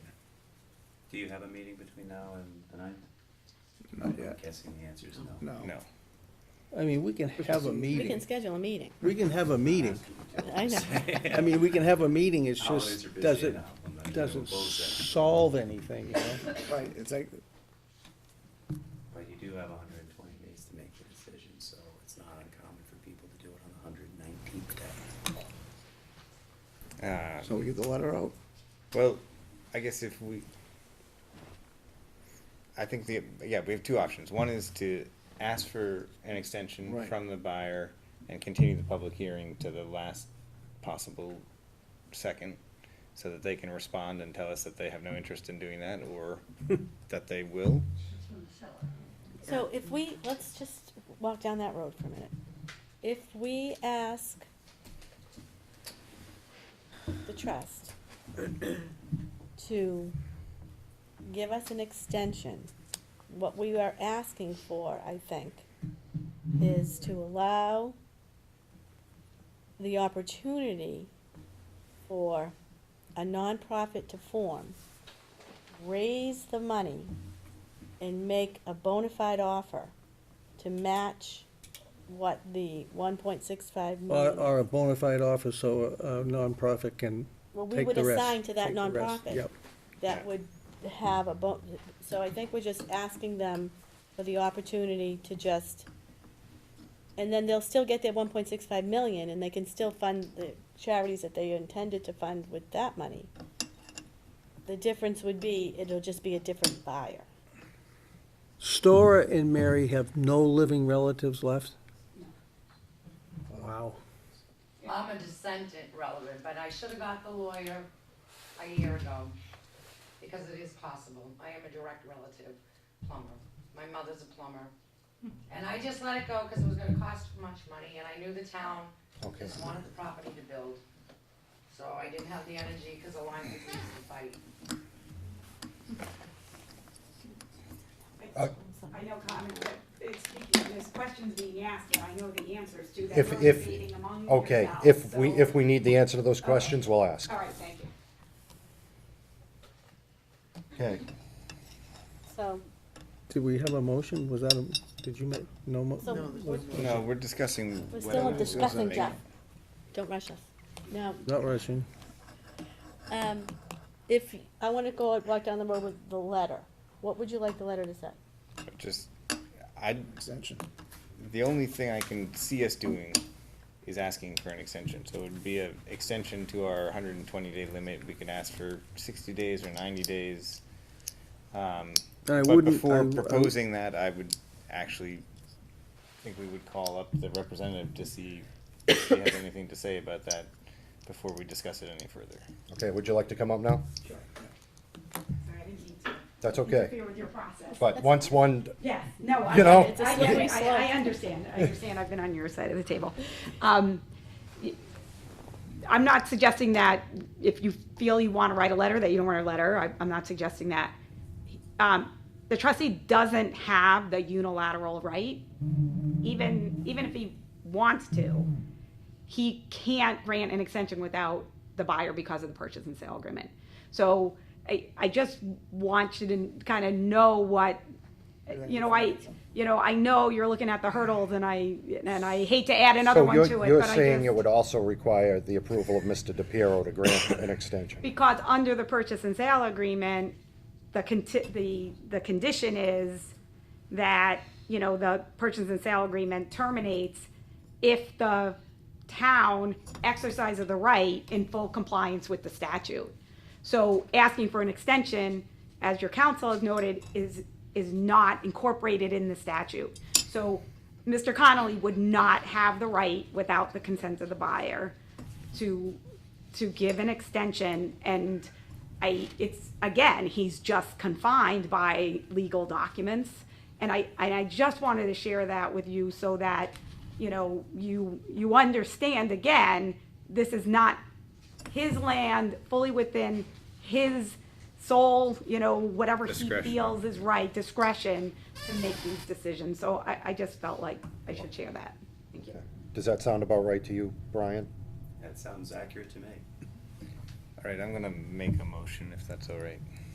As much as it grieves me, I move that the board vote not to exercise its right of first refusal to purchase property located at 277 High Road, Newbury, Mass, consisting of 5.594 acres, more or less, and is a portion of the lot 70 map R11 as shown on the assessor's map R11070 as shown as lots 2 through 6, and as a portion of lot 1 on an ANR plan entitled Plan of Land in Newbury, Mass, showing proposed subdivision at 277 High Road, recorded at Essex South Registry of Deeds, Plan BK 469, Plan 71. Is there a second? Second. Okay, discussion. This sucks. Yeah, it does. Yeah, give me the bath bucket. I just don't think we can, I don't think the town fiscally can do what the residents are asking of it at this time. We don't have the cash.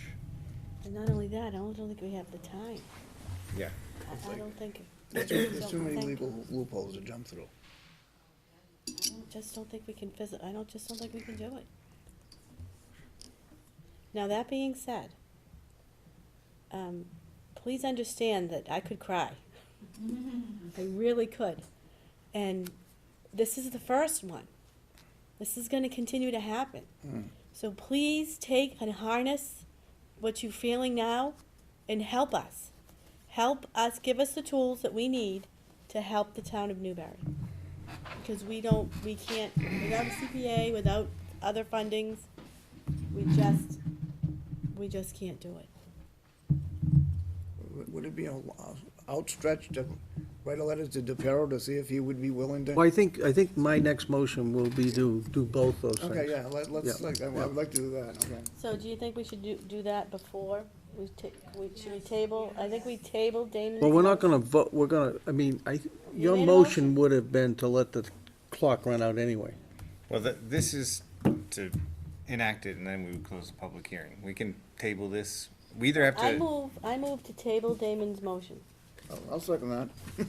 Well, and then the other motion, and Brian, correct me down the road, I'll make a motion 2 in 1, how's that? And I don't know if I can, but the motion would be to not exercise but to let the clock run out and to send a letter to the land trust asking for a reasonable, And the seller. well, it would go to that anyway. Yeah, that's go to And I the mean, seller. the thing is, even though I do the buy. both those people are part of our extended community, and they might, you might, who knows? I know business is business, but, and ask for a reasonable extension, say 60 days? Is that reasonable? The problem is, the more days we go up, they'll never grant it. Yeah. Can you please remember the limited waiver part, though, if any part changes, whether it gives us another. It's, Brian says that's in the law built That's the in. law. Okay, That's the got law. They can't move the shells after the fact. And may I just ask a question so I'm clear on your motion? So initially you were considering affirmatively voting to waive, in which case you could work in the limited waiver. But if you're talking about letting the clock run out, then it's just inaction. So either Yeah. there's an extended time period, Well- or if the answer is no, then the board just hasn't acted. So this is the way to, No. this is the way to go, what Damon has. Well, that's for you to decide. Yeah, I mean. So just say it again. So. I'm glad you you're can affirmatively confused, vote Mike. Yeah. to waive. There's also an option to just do nothing.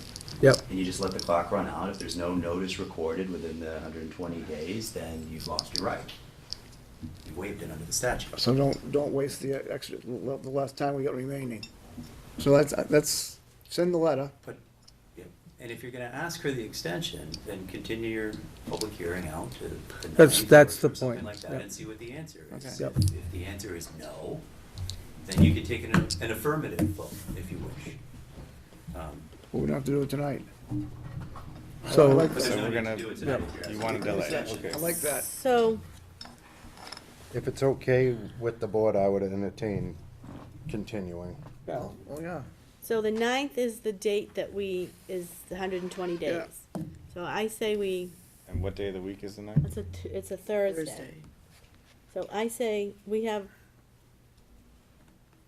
meet the 2nd and the 4th, but maybe for the month of January, we could meet the first Tuesday and the 3rd, I don't know.